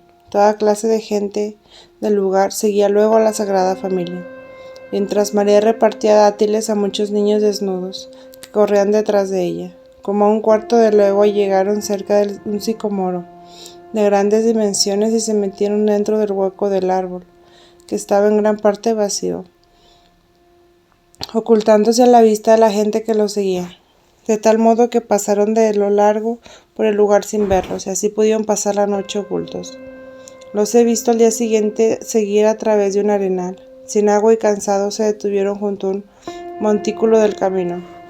María rezó con fervor y vi entonces brotar un manantial de agua abundante que regaba la tierra reseca del arenal. José le abrió un cauce para apresar el agua en un hoyo que hizo y se detuvieron a descansar. María lavó y refrescó al niño, y José llenó su odre de agua y dio de beber al asno. He visto que se acercaban para refrescarse unos animales muy feos, como lagartos y también tortugas. No hicieron daño a la Sagrada Familia, sino que por el contrario, la miraban con expresión de cariño amistoso. Vi que el agua brotada después de recorrer un camino bastante largo, volvía a resumirse en la tierra, a poca distancia de la primera fuente. La tierra regada por esta agua fue fecunda, de modo que pronto se cubrió abundante vegetación, y creció ahí el árbol del bálsamo en abundancia. A la vuelta de Egipto pudieron sacar el bálsamo de estos mismos árboles. Más tarde este lugar fue conocido como Monte del Bálsamo. Se establecieron ahí varias personas, entre ellas la madre del niño, leproso curado en la choza de los ladrones. Volví después a ver el lugar, un hermoso círculo de árboles de bálsamo rodeada del monte, donde habían plantado otros frutales. Abrieron un pozo ancho profundo, del cual sacaban agua por medio de una noria tirada por bueyes, y que mezclada con la fuente de María, lo utilizaban para regar jardines y huertas. Sin esa mezcla no he entendido que el agua del pozo hubiera sido mala y dañosa. Noté también que los bueyes que tiraban de la noria dejaban de trabajar desde el sábado al mediodía hasta el lunes por la mañana. 81. El ídolo de Heliópolis. Después de haber descansado y tomado alimentos, se encaminaron a una gran ciudad bien construida, aunque por entonces medio ruidosa. Era Heliópolis, también llamada On. Este era un lugar en tiempos que los hijos de Jacob habitaba el sacerdote egipcio Potifar, en cuya casa vivía la joven Asenet, la hija que había tenido Dina después de que fue robada por los siquemitas, y que se casó más tarde con José, virrey de Egipto. He visto que ahí vivía cuando Jesús estaba en la cruz. Dionisio, el Areópagita, la ciudad había sido devastada por todos los problemas y fueron a restablecerse en toda clase de personas en ruidosos edificios. Pasaron ahí por un puente muy ancho y muy largo a través de un río con varios brazos. Llegaron a una plazoleta situada delante de la puerta de la ciudad, bordeada de una especie de paseo.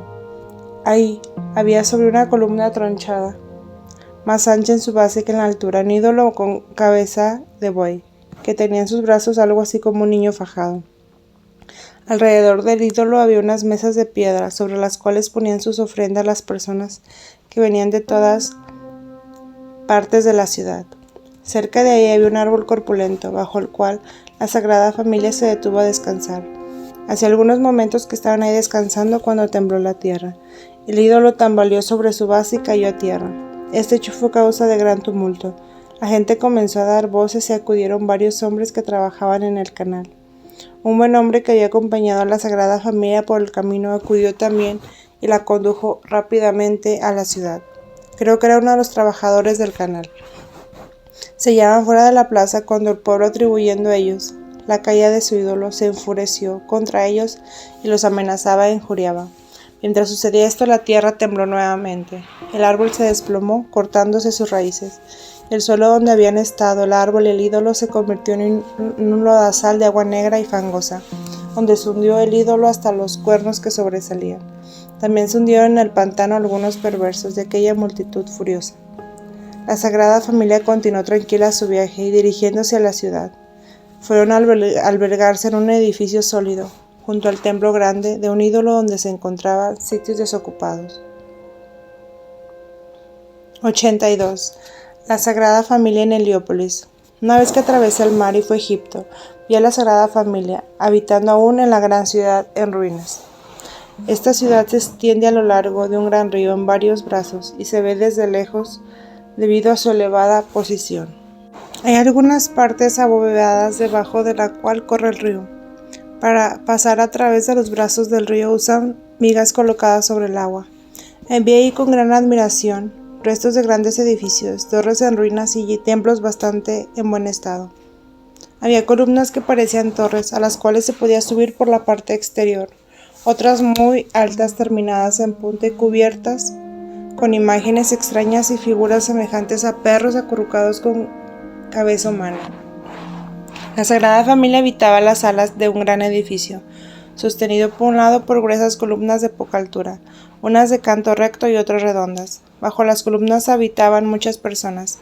En la parte alta, encima del edificio, había un camino por el que se podía transitar, y enfrente un gran templo de ídolos de 2 patios, delante de un espacio cerrado, por un lado abierto y por otro, bajo una hilera de gruesos pilares. Había hecho José una construcción liviana de madera, dividida en varias partes por medio de tabiques, donde habitaba la Sagrada Familia. Noté por primera vez que detrás de aquellos tabiques tenían un altarcito, ante el cual oraban. Era una mesa pequeña y cubierta con un paño rojo, y otro blanco, transparente. Encima pendía una lámpara. Más tarde vi a José, ya bien instalado, que a menudo salía afuera a trabajar. Hacía bastones con pomos redondos en la extremidad y cestos y banquitos de 3 pies, y levantaba tabiques livianos con ramas entrelazadas y tejidas. Las gentes del país las untaban con un baño especial y se las utilizaban para dividir las viviendas en compartimentos contra los muros, y aún dentro de los muros, que eran de mucho espesor. Con tablas delgadas y largas hacían torrecitas livianas de 6 y 8 lados terminados en punta con adorno de redondo por remate. Una parte quedaba abierta de modo que podía una persona refugiarse dentro como en una garita. Tenían escalones por fuera para subir hasta la punta de la torre. Delante de los templos de los ídolos y sobre las azoteas vi estas torrecitas que parecían refugios para guardianes como defensa contra los ardores del sol. Vi a la Virgen Santísima ocupada en trenzar alfombras y en otros trabajos para los cuales se servía en un bastón con pomo. Me parecía que hilaba o hacía otra labor semejante. Vi a menudo gente que iba a visitarla y a ver al niño Jesús, que estaba a su lado en el suelo en una cunita. Esta cunita la vi con frecuencia colocada sobre tierra parecida a la de los aserradores. He visto al niño graciosamente acostado, y una vez lo vi sentado mientras María tejía a su lado, junto en una cestilla con utensilios. Había otras 3 mujeres ahí. Los hombres que se habían refugiado en la ciudad ruinosa vestían como aquellos que hilaban algodón que cuando fui al encuentro de los Reyes Magos, pero estos llevaban unos vestidos cortos en torno al cuerpo. Vi muy pocos judíos redando con precaución, como si no tuvieran autorización para habitar la ciudad. Al norte de Heliópolis, en la ciudad, y el río Nilo, que dividía varios brazos, estaba el país de Gesén. Ahí había un lugar entre 2 canales donde vivían muchos judíos que habían denegado la parte de la región. Como varios conocían a la Sagrada Familia, María hacía para ellos toda clase de labores femeninas para ganarse sustento. Estos judíos de Gesén tenían un templo que comparaban con el de Salomón, pero que era muy distinto. Y otras veces a la Sagrada Familia viviendo en Heliópolis, cerca del templo de los ídolos que yo he hablado. José había construido no lejos de ahí un oratorio para los judíos, porque antes de llegar José no tenía lugar donde ejercer su culto religioso. El oratorio terminaba en una cúpula liviana que se podía abrir al aire libre. En el centro había una mesa donde colocaban rollos escritos. El sacerdote o escriba de la ley era un anciano. Los hombres se colocaban a un lado y las mujeres a otro cuando se reunían para rezar. Vi a la Virgen Santísima la primera vez que fue con el niño al oratorio. Estaba sentada en el suelo apoyada sobre un brazo. El niño Jesús vestido de celeste estaba delante de ella con las manecitas juntas sobre el pecho. José se paraba detrás de ella, cosa que hacía siempre, a pesar de que los demás niños se sentaban. Me fue mostrado el niño Jesús cuando era grandecito, y recibía la visita de otros niños. Ya podía hablar y corretear. Estaba casi siempre al lado de José y lo acompañaba cuando salía. Tenía un vestido semejante a la túnica hecha de una sola pieza. Como habitaban junto a un templo de ídolos, algunos de ellos cayeron hechos pedazos. Había quienes se acordaban de la caída de aquel gran ídolo que estaba delante de la puerta cuando ellos llegaron y atribuían el hecho a la cólera de los dioses contra ellos. A causa de esto tuvieron que sufrir muchas molestias y persecuciones. 83. La eliminación de los inocentes. Se apareció un ángel a María y le hizo conocer la eliminación de los niños inocentes por el rey Herodes. María y José se afligieron mucho, y el niño Jesús, que tenía entonces 1 año y medio, lloró todo el día. Es sabido lo siguiente: como no volvieron los reyes magos a Jerusalén, y estando Herodes ocupado en algunos asuntos de familia, sus temores se habían calmado un tanto. Pero cuando regresó la Sagrada Familia a Nazaret, y oyó las cosas que habían acontecido en el templo, y las predicciones de Simeón y de Ana, en la ceremonia de la presentación del templo, aumentaron sus temores y angustias. Mandó soldados que con diversos pretextos debían guardar los lugares alrededor de Jerusalén, a Gilgal, a Belén hasta Hebrón, y ordenó hacer un censo de los niños. Los soldados ocuparon estos lugares durante 9 meses, mientras Herodes se hallaba en Roma. Después de su vuelta se produjo la eliminación de los inocentes. Juan tenía entonces 2 años. Había estado escondido en casa de sus padres antes que Herodes diera la orden para que las madres se presentaran con sus hijos de 2 años o menos ante las autoridades locales. Isabel, advertida por el ángel, volvió a huir al desierto con el niño Juan. Jesús tenía entonces 1 año y medio. La eliminación tuvo lugar en 7 sitios diferentes. Se había engañado a las madres, prometiéndoles premios a su fecundidad. Por eso ellas se presentaban a las autoridades, vistiendo a sus criaturas con los mejores trajecitos. Los hombres eran previamente alejados de las madres. Los niños separados de sus madres fueron eliminados en patios cerrados, y luego amontonados y enterrados en fosos. Hoy al mediodía vi a las madres con sus niños de 2 años o menos acudir a Belén desde Hebrón, Belén y otro lugar donde Herodes había ordenado a los soldados y funcionarios. Se dirigían a la ciudad en diversos grupos. Algunos llevaban 2 niños montados en asnos. Cuando llegaban eran conducidas a un gran edificio, siendo despedidos los hombres que las acompañaban. Las madres entraban alegremente, creyendo que iban a recibir regalos y gratificaciones en premio a su fecundidad. El edificio estaba un tanto aislado y bastante cerca del que fue más tarde el Palacio de Pilatos. Como se hallaba rodeado de muros, no se podía saber desde afuera lo que pasaba dentro. Parecía que hay un tribunal, pues vi unos pilares en el patio y bloques de piedra en cadenas colgantes. También vi árboles que se encorvaban y ataban juntos, y luego soldados rápidamente se despedazaban a los pobres a ellos atados. Todo el edificio era sombrío, de construcción maciza. El patio era casi tan grande como un cementerio que hay al lado de la iglesia parroquial de Dulce. Se abría una puerta entre 2 muros y se llegaba al patio rodeado de construcciones por 3 lados. Los edificios de derecha e izquierda eran un solo piso, y el del centro parecía una antigua sinagoga abandonada. Varias puertas daban al patio interno. Las madres eran llevadas a través de patio de edificios laterales y allí encerradas. Parecía que hay una especie de hospital o posada. Cuando se vieron encerradas tuvieron miedo y empezaron a llorar y a lamentarse. Pasaron la noche ahí dentro. Marzo 9. Hoy, después de mediodía, vi el cuadro horrible de la eliminación de los niños. El gran edificio posterior que cerraba los patios tenía 2 patios.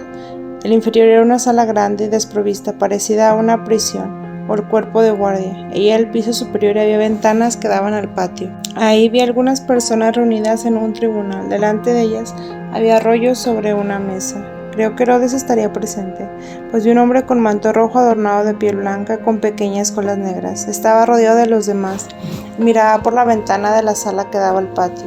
Las madres eran llamadas una por una para ser llevadas desde los edificios laterales hasta la sala inferior grande del cuerpo, que estaba detrás. Al entrar, los soldados les quitaban los niños, llevándolos al patio, donde unos 20 hombres los eliminaban atravesándoles su garganta y el corazón, con espadas y picas. Había niños aún fajados, a los cuales amamentaban aún sus mamás, y otros que usaban ya vestiditos. No se ocupaban en desvestirlos, sino tal como venían los tomaban del bracito o del pie y los arrojaban al montón. El espectáculo era de lo más horrible que puede imaginarse.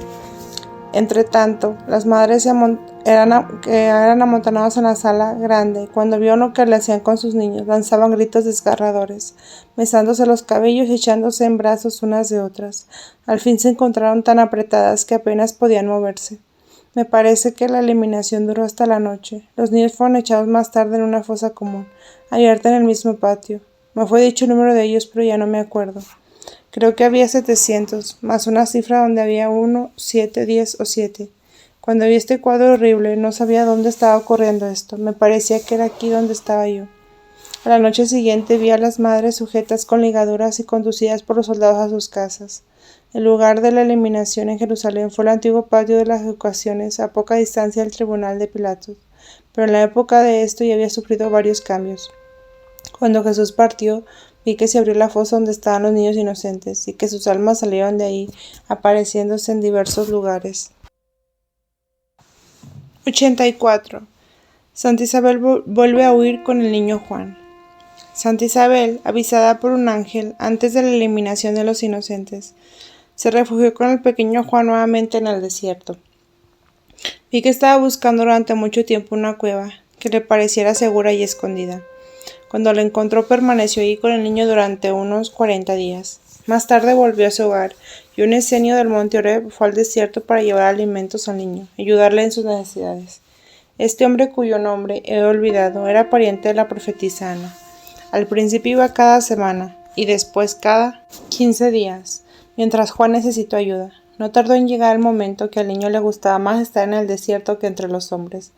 Estaba destinado por Dios a crecer ahí, en toda inocencia, sin contacto con los hombres y sus maldades. Juan, como Jesús, no fue a la escuela y era instruido por el Espíritu Santo. A menudo vi a su lado figuras luminosas como la de los ángeles. El desierto no era estéril ni desolador, porque entre las rocas brotaban hierbas y arbustos como bayas y frutas de diversas clases. He visto ahí fresas silvestres que recogía el niño para comer.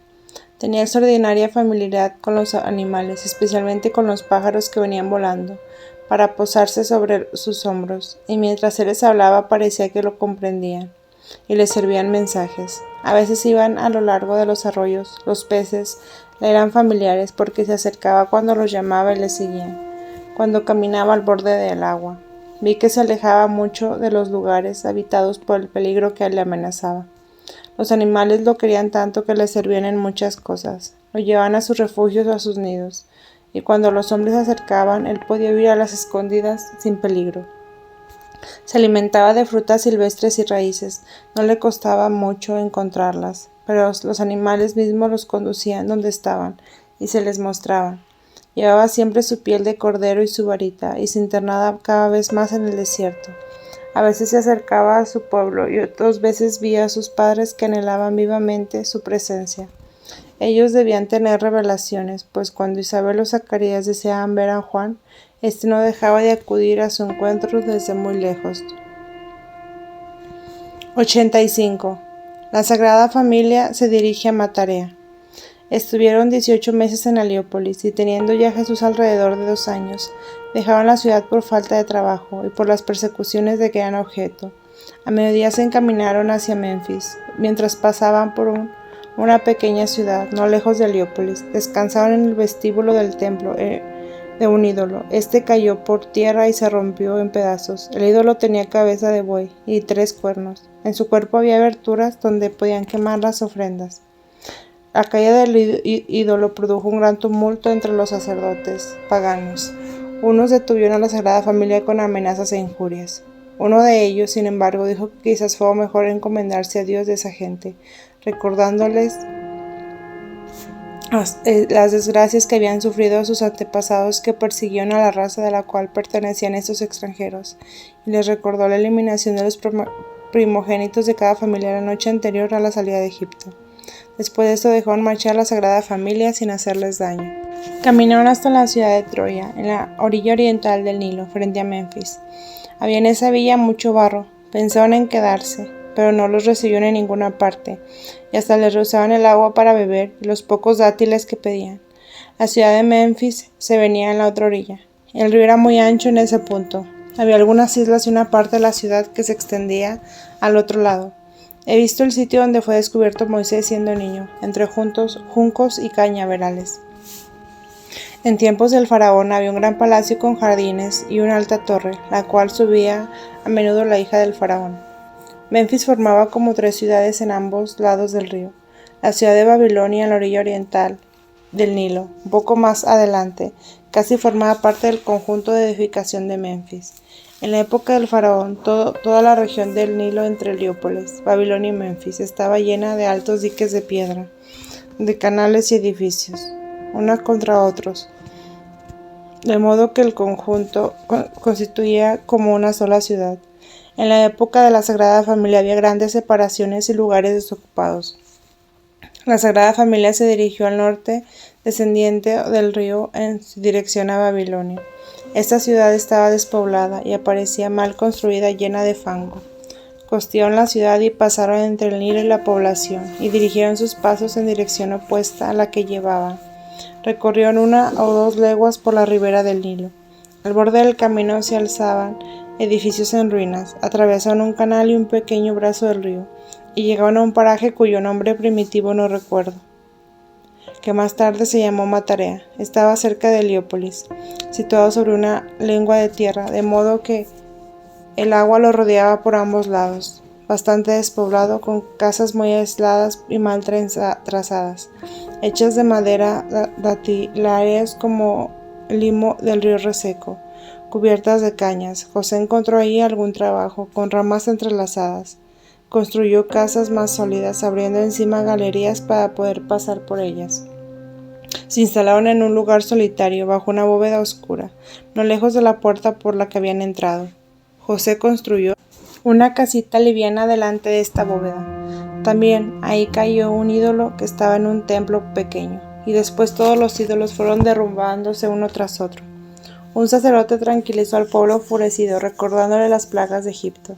Más tarde, cuando se hubo reunido y una pequeña comunidad de judíos y paganos convertidos, los sacerdotes los dejaron en el pequeño templo cuyo ídolo había caído al llegar la Sagrada Familia. José lo transformó en una sinagoga, convirtiéndose él mismo en el padre de la pequeña comunidad. Les enseñaba a cantar los salmos con regularidad, puesto que ya habían olvidado en gran parte el culto de sus antepasados. Había algunos judíos tan pobres que vivían en hoyos abiertos en el suelo. En cambio, en la aldea judía entre On y el Nilo vivían muchos israelitas que tenían el templo de propiedad, pero habían caído en el culto idolátrico, porque poseían un becerro de oro, una figura con cabeza de buey, en torno a animales parecidos a guadañas, bajo dóciles. Eran animales que defienden contra los cocodrilos. Tenían una imitación del Arca de la Alianza, dentro de la cual conservaban cosas abominables. Practicaban cultos detestables con toda clase de impurezas que ejercían en un pasaje oscuro subterráneo, pensando en esa forma invocar y atraer la venida del Mesías. Eran impenitentes y no querían corregirse de sus vicios. Más tarde, varios de ellos se fueron a donde estaba José con su pequeña comunidad, a 2 leguas de distancia. No podían ir directamente por causa de los canales y malecones, debiendo hacer un rodeo por Heliópolis.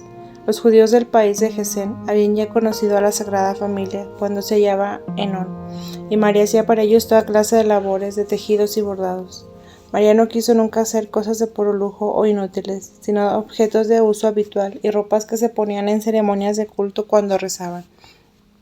He visto que a varias mujeres que habían ido a encargarles ropa y adornos de vanidad y de moda, María rehusó hacerles esos trabajos, aunque tenía mucha necesidad de recibirlos. Algunas de estas mujeres le insultaron. Desde un principio la estadía de la Sagrada Familia en Matarea estuvo llena de dificultades. No había ahí ni agua ni potable, ni leña para el fuego. Los habitantes quemaban hierbas secas y cañas. La Sagrada Familia no comía la mayoría de las veces sino alimentos fríos. Más tarde José halló trabajo arreglando las cabañas del país. La gente lo trataba como un pobre esclavo, pagándole el trabajo como les parecía, a veces un salario, a otras veces nada. Los hombres eran muy inhábiles para construir viviendas. No había madera, si bien es cierto que vi lugares con árboles. La gente no tenía herramientas para trabajar. La mayoría usaba cuchillos de piedra o de hueso y escarbaba la tierra para extraer la turba. José llevaba consigo los instrumentos más indispensables y así pudo instalarse con regular comodidad. Dividió su habitación en varios departamentos con tabiques de zarzos. Fabricó un hogar, varias mesitas y banquitos, ya que la gente del lugar comía sentada en el suelo. Vivió en este lugar varios años y pude ver escenas de las diversas épocas de la vida de Jesús. Vi el lugar donde dormía, era el muro de bóveda donde descansaba María, José. Había cierta una cavidad donde puso el lecho del niño Jesús. María dormía a su lado y pude ver a María a menudo durante la noche, rezando de rodillas ante el lecho de Jesús. José se había acomodado en otro sitio. Vi también un oratorio que José había hecho bajo el mismo techo, en un pasillo apartado. José y María tenían sus sitios determinados, y había un lugarcito para el niño donde rezaba de pie, sentado de rodillas. María tenía un altarcito delante del cual oraba. Consistía en una mesa cubierta de tela roja y blanca, que se sacaba en un compartimento abierto en el muro después de cerrarse. En el hueco del muro había una especie de relicario. Ahí he visto la extremidad de la vara de José florecida, por la cual había sido designado esposo de María en el templo de Jerusalén. Vi ramitos entre los vasos en forma de cálices. Además vi otro relicario, sin poder decir lo que fuera. 86. Santa Isabel vuelve por tercera vez al desierto con el niño Juan. Mientras estaba la Sagrada Familia en Egipto, el pequeño Juan se había vuelto secretamente a su casa de Juta, porque he visto que fue llevado nuevamente al desierto cuando tenía 4 o 5 años. Zacarías no estaba presente cuando salieron de la casa. Creo que había partido para no presenciar la despedida, porque amaba mucho a su hijo. Pero antes de salir, le había dado su bendición, como bendecía siempre Isabel y Juan antes de que saliesen de camino. El pequeño Juan usaba un vestido de piel de carnero, que saliéndole del hombro izquierdo le caía sobre el pecho y los costados, y volvió a unirse sobre el lado derecho. No usaba más que esta piel, sus cabellos eran castaños y más oscuros que los de Jesús. Llevaba un bastoncito blanco que había tomado al dejar la casa. Así lo vi mientras su madre lo llevaba de la mano. Isabel era de una mujer de edad alta, de ágiles movimientos, cabeza pequeña y rostro agradable. El niño Juan corría a menudo adelantándose a la madre. Tenía toda la inocencia propia de su edad, pero no la irreflexión. Al principio se dirigió hacia el norte, teniendo a su derecha un pequeño arroyo. Luego los vi atravesar la corriente sobre una pequeña balsa de madera, porque no había puente. Isabel era una mujer decidida y dirigía la balsa como una rama de árbol. Más allá del arroyo siguió un camino hacia el oriente, entrando en un desfiladero de rocas y desnudo y árido en su parte alta, en el fondo lleno de zarzales de frutas silvestres y fresas, que el niño recogía y comía. Después de hacer un trecho de aquel desfiladero, Santa Isabel se despidió del niño, lo bendijo y lo estrechó contra su corazón. Lo besó en ambas mejillas y en la frente, y regresó volviéndose varias veces, llorando para mirarlo. El niño no sentía inquietud alguna, caminaba con pasos seguros por el desfiladero. Como durante estas visiones me sentía muy enferma, el Señor me consoló haciendo que asistiese a todo lo que sucedía, como si yo fuese una niña. Me parecía tener la misma edad que Juan, y por eso me afligía viendo que se alejaba tanto de su madre. Creo que no iba a poder encontrar la casa paterna, pero una voz me tranquilizó diciendo: «No te inquietes, el niño sabe muy bien lo que hace». Me pareció entrar en el desierto con el niño, como compañera de juegos infantiles. De este modo pude ver lo que a veces le sucedía. El niño me contó varios episodios de su vida en el desierto, cómo se mortificaba y en todos los sentidos, de forma que se volvía cada vez más clarividente, y cómo era instruido en todo lo que necesitaba saber. Nada de lo que me contaba me sorprendía, porque yo misma, cuando siendo pequeña cuidaba las vacas, había vivido en el desierto con el niño Juan. Cuando deseaba verlo, lo llamaba desde los matorrales: «Niño San Juan, ven a buscarme con tu bastón y la piel sobre tus hombros». Y Juan venía con su bastoncito y su piel de cordero, y jugábamos como niños. Y él me enseñaba toda clase de cosas útiles. No me asombra que supiese tantas cosas de los animales y de las plantas del campo. Yo también, cuando andaba por el campo, por los bosques y las praderas, siendo niña, estudiaba como en un libro, en cada hoja o en cada flor. Al recoger las espigas y al arrancar el césped, estas plantas, como los animales que veía pasar, eran para mí motivos de enseñanza y reflexión. Las formas de las hojas, sus colores y la disposición de las plantas me sugerían pensamientos profundos. Las personas a quienes los comunicaba me escuchaban con asombro, pero se reían de mí en la mayoría de los casos. Eso fue causa que más tarde guardase silencio sobre estas cosas, porque pensaba y pienso todavía que a todos los hombres les pasa lo mismo, y que en ninguna parte aprende mejor que en el libro de la naturaleza escrito por el mismo Dios. Cuando en mis contemplaciones posteriores y seguía al niño Juan por el desierto, he visto sus gestos, sus actitudes y sus acciones. Lo vi jugando con los animales y las flores y entreteniéndose con las plantas, los pájaros, especialmente los que estaban familiarizados con él. Se posaban sobre su cabeza o sus hombros cuando caminaba o rezaba. A veces ponía su bastoncito atravesado sobre las ramas de los árboles, y pájaros de todas las variedades acudían a su llamado y se posaban sobre su bastón, unos tras otros. Él les hablaba y los miraba con familiaridad, los trataba como si le estuvieran enseñando. Otras veces los vi seguir a los animales hasta sus cuevas y darles ahí de comer, observándolos con toda atención. 87. Dormición de Zacarías e Isabel. Una vez que Zacarías fue al templo a llevar víctimas para el sacrificio, Isabel aprovechó su ausencia y fue a visitar a su hijo en el desierto. Juan tendría unos 6 años entonces. Zacarías no había ido a ver al niño nunca, de modo que si Herodes le preguntaba por el niño, podía sin mentir responder que lo ignoraba. Pero para satisfacer el gran cariño de sus padres y por el deseo de verlos, visitó varias veces al niño secretamente, de noche, la casa de sus padres, permaneciendo allí algún tiempo. Sin duda su ángel de guarda lo guiaba para que evitara los peligros que lo amenazaban. Muchas veces lo vi siguiendo figuras luminosas que lo rodeaban. Juan estaba predestinado a vivir en la soledad, apartado de los hombres y privado de los socorros humanos ordinarios, para ser mejor guiado por el Espíritu de Dios. La providencia divina dispuso las cosas de tal manera que aun por las circunstancias exteriores tuviera que retirarse al desierto. También se hallaba como impulsado por un instinto irresistible, pues desde su niñez lo veía siempre pensativo y solitario. Cuando fue llevado el niño Jesús a Egipto, Juan, su precursor, estaba escondido en el desierto por advertencia divina, ya que él también se hallaba en peligro. Se había hablado mucho de él desde los primeros días de su vida. Era conocido su nacimiento maravilloso, y mucha gente afirmaba haberlo visto rodeado de resplandor. Por esta causa, Herodes quería apoderarse de él para eliminarlo. Muchas veces Herodes había preguntado a Zacarías dónde se escondía el niño, sin atreverse entonces a prenderlo. Pero ahora, yendo Zacarías al templo, fue asaltado y maltratado por los soldados encargados de vigilarlo, delante de la puerta de Jerusalén, llamada de Belén, en un lugar de camino bajo desde donde se divisaba la ciudad.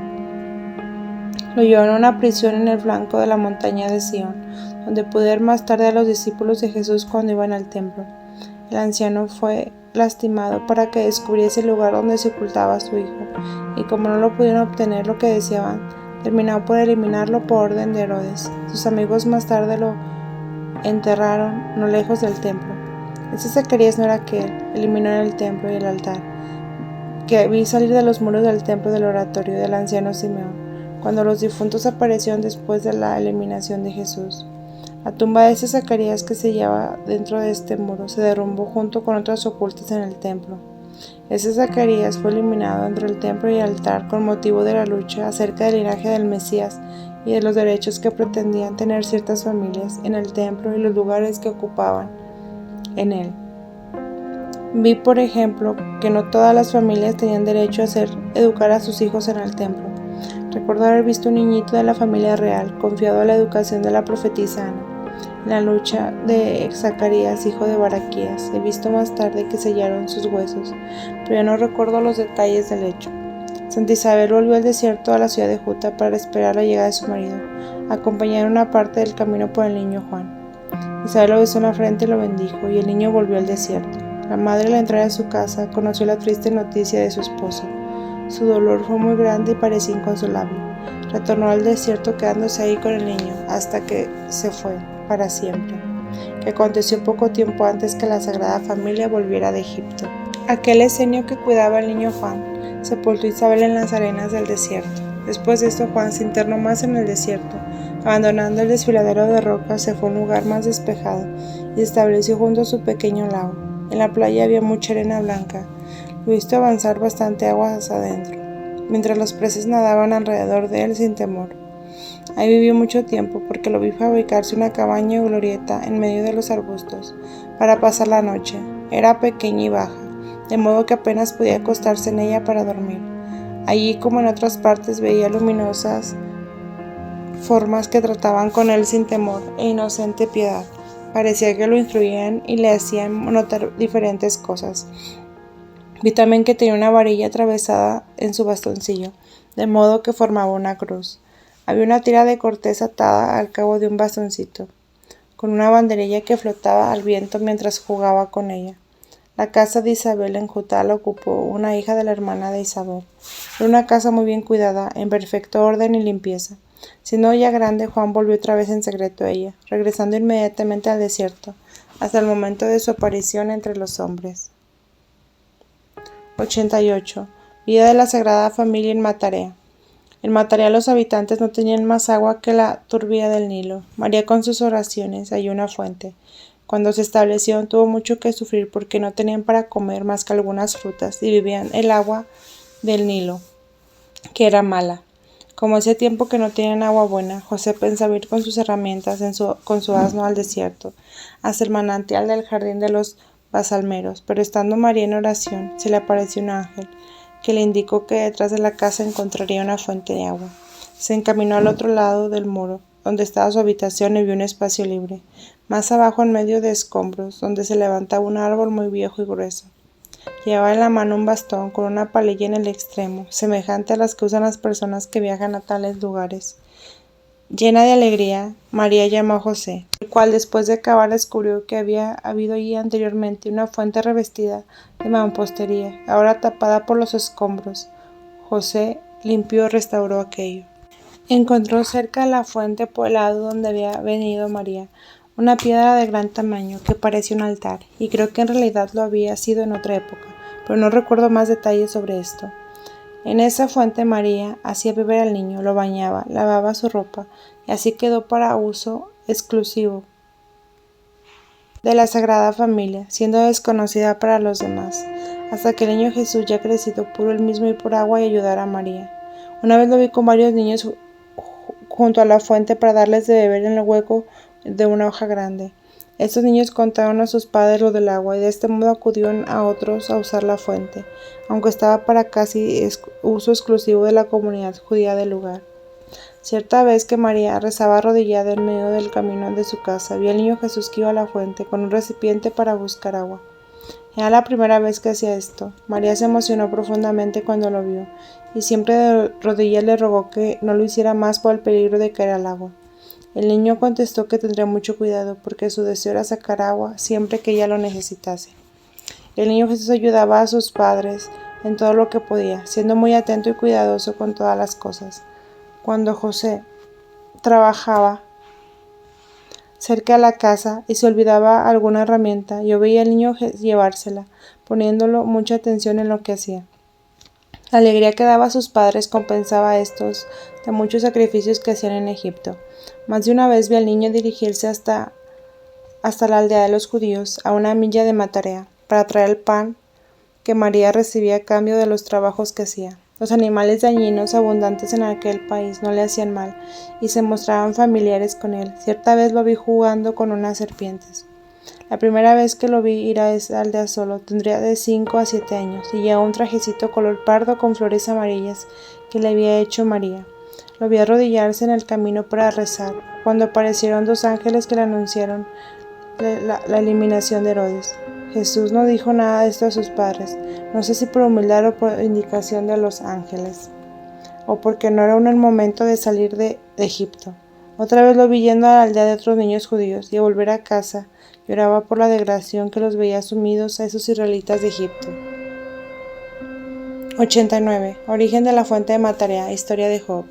La fuente de Matarea no tuvo origen por la oración de Matarea. Ella solo lo hizo brotar de nuevo. La fuente ya existía revestida de mampostería, aunque oculta bajo los escombros. Vi que Job había estado en el lugar Egipto antes que Abraham, y que había vivido en ese lugar donde halló la fuente, y ofreció sacrificios sobre la gran piedra que estaba ahí aún. En esta ocasión supe que Job fue el menor de 3 hermanos, y que su padre era un gran jefe de tribu cuando fue levantada la torre de Babel. Y un hermano de este hombre descendía a la familia de Abraham. Los descendientes de ambos hermanos se casaban entre sí con frecuencia. La primera mujer de Job fue de la raza de Falec. Cuando después de varias aventuras fue Job a habitar un tercer lugar, se había casado sucesivamente con 3 mujeres de la raza de Falec. De una de ellas tuvo un hijo, de esta una hija, la cual, casándose dentro de la misma familia, dio a luz a la que fue madre del patriarca Abraham, de modo que Job venía a ser bisabuelo de la madre de Abraham. El padre de Job se llamó Joctán, era hijo de Ber y habitante del Nor y mar Caspio, junto a una cadena de montañas, en una de cuyas laderas hacía bastante calor, mientras que en la otra, cubierta de nieve, hacía mucho frío. He visto muchos elefantes de este país. La comarca donde había estado al principio Job era pantanosa y no había sido favorable para los elefantes. Ese país está en el norte de una montaña de cadenas entre 2 mares. Uno de estos 2 mares es el de Occidente. Había sido una alta montaña que, según había visto, los gigantes y hombres poseídos malos después del diluvio. Había una región estéril y pantanosa, ahora habitada creo que por gente de ojos pequeños, nariz ancha y pómulos salientes. Al volver Job a este lugar tuvo su primera tribulación y primera prueba. Después de ella emigró hacia el mediodía en el Cáucaso, estableciéndose en esta región. De aquí hizo un viaje a Egipto, dominado entonces por reyes extranjeros que procedían de pueblos pastorales de su país. Uno de estos reyes era el mismo de la región de Job, mientras que el otro provenía del lugar más lejano donde habitaban los reyes magos. Estos reyes pastores solo eran dueños de una parte de Egipto y más tarde fueron desalojados por un faraón egipcio. Hizo gran cantidad de pastores reunidos delante de una ciudad donde se habían establecido. El rey de los pastores, compatriota de Job, quería para su hijo una mujer de la raza vecina de Cáucaso, de donde provenía Job. Con numeroso séquito condujo a Egipto a aquella novia real, que era también parienta suya. En el cortejo llevaba 30 camellos y una gran cantidad de servidores con muchos regalos. Era entonces Job un hombre joven, alto, de tez morena, muy agradable, y de cabellos más bien rojizos. Los habitantes de Egipto eran también morenos, pero de color diferente. Egipto no estaba entonces muy habitado, solo se veían de tanto en tanto grandes aglomeraciones de gente. No se veían tampoco esos grandes edificios que comenzaron a construirse en la época de los israelitas en Egipto. El rey rindió muchos homenajes a Job, deseando que se estableciera ahí con toda su tribu, no quería dejarlo partir. Le dio por habitación la ciudad donde vive ahora la Sagrada Familia, que entonces era muy diferente. Ahí vivió Job 5 años, en el mismo lugar donde está ahora la Sagrada Familia. Le había sido mostrada la fuente del agua y la piedra, donde se ofrecían sacrificios. Aunque Job era gentil y justo, conocía al verdadero Dios, adorándole como su creador. Mientras contemplaba los astros, la naturaleza y la luz, le agradaba hablar de Dios y de sus obras de la naturaleza, y no adoraba imágenes de animales monstruosos, como hacían los pueblos gentiles. Se había imaginado una representación del verdadero Dios. Era una figura humana pequeña, con rayos en torno de la cabeza, y me parece que con alas. Tenía las manos juntas sobre el pecho, y llevaba un globo, sobre el cual se veía un navío navegando sobre las olas. Quizás le recordaba el diluvio. Cuando ofrecía sacrificios a Dios, el patriarca Job quemaba delante de su imagen diversas clases de semillas. He visto que más tarde fueran introducidas en Egipto unas figuras pequeñas, sentadas como un púlpito coronado por dosel. Al llegar a Job a Egipto, encontró un culto detestable, proveída de las supersticiones que había precedido de la construcción de la Torre de Babel. Poseía un ídolo con cabeza de buey muy ancha que terminaba en punta, y como levantada en el aire, la boca abierta y los cuernos inclinados hacia abajo, en el interior. Del ídolo se encendía fuego y se colocaban niños vivos entre sus brazos ardientes. Vi que sacaban algo de las aberturas de aquel cuerpo. La gente de la comarca era mala, y la región estaba llena de animales espantosos. Vi animales negros que parecían arrojar llamas de fuego y volaban en grandes bandadas, envenenándolo todo, puesto que ahí se posaba en un árbol de se secaba de inmediato. Vi animales que tenían las patas traseras muy largas y las delanteras muy cortas, como topos que saltaban de un techo a otro. Había unas bestias horribles que andaban entre las piedras y en los agujeros y se entrelazaban a los hombres y los asfixiaban. En el Nilo vi un animal grande, con dientes espantosos y grandes patas negras. Tenía algo del cerdo y era del grosor de un caballo. He visto otros animales horribles, pero el pueblo era más abominable. Y a Job, que quien había visto librar a su país de origen de las bestias malas, por medio de oraciones, sentía aversión por vivir entre aquellos hombres, y a menudo manifestaba sus quejas a los que rodeaban. Prefería vivir entre las malas bestias que entre tales hombres. Lo vi muchas veces mirar hacia el oriente, con ojos llenos de ansia hacia su patria, el mediodía del país más alejado aún que habitaban los reyes magos. Tuvo visiones proféticas de la llegada de los israelitas de Egipto, y también en general de la salvación del género humano, de las grandes pruebas por las que debía pasar el hombre. No pudo dejarse persuadir para permanecer en Egipto, y al cabo de 5 años salió del país con todo su séquito. Las pruebas de Job sucedieron por intervalos. Primero gozó de tranquilidad por 9 años, luego por 7 y después por 12. Las palabras del libro de Job, y hablando aún el mensajero, equivalen a decir, se habló aún en el pueblo de la desgracia que le había acontecido, cuando sobrevenía otra calamidad para afligirlo. Las 3 pruebas las sobrellevó en 3 distintos países. La última, que fue seguida de su prosperidad final, la alcanzó cuando vivió en un país llano al oriente de Jericó. Aquel país producía incienso y mirra y tenía una mina de oro que trabajaban los metales. En otra ocasión tuve nuevas visiones relativas a Job. Recuerdo lo siguiente: tenía Job 2 confidentes que eran como intendentes, administradores y secretarios suyos, que se llamaban Ai y Uz o Oiz. Estos recogieron de su boca toda historia de las conversaciones que tuvo con Dios, la cual fue transmitida por sus descendientes de uno a otro, hacia los tiempos de Abraham y sus hijos, y servían de ella para instruir a sus hijos con la narración. Por medio de los hijos de Israel llegó la historia de Egipto, y Moisés hizo una síntesis de ella, para consuelo de los israelitas oprimidos por los egipcios y después, durante la estadía en el desierto. Era un principio una historia mucho más larga y con mayores cosas que los judíos no hubieran comprendido. Más tarde Salomón arregló, haciendo un libro de piadosa lectura, de modo que el libro está lleno de la sabiduría de Job, de Moisés y de Salomón. Es difícil encontrar ahí la verdadera historia de Job, pues han variado los nombres de los pueblos, introduciéndose otros más cercanos a la tierra de Canaán. Se le creyó idumeo porque el país donde habitó hacia el final de su historia estuvo habitado mucho tiempo antes de su eliminación por los descendientes de Saúl o Edom. Creo que Job vivía todavía cuando nació Abraham.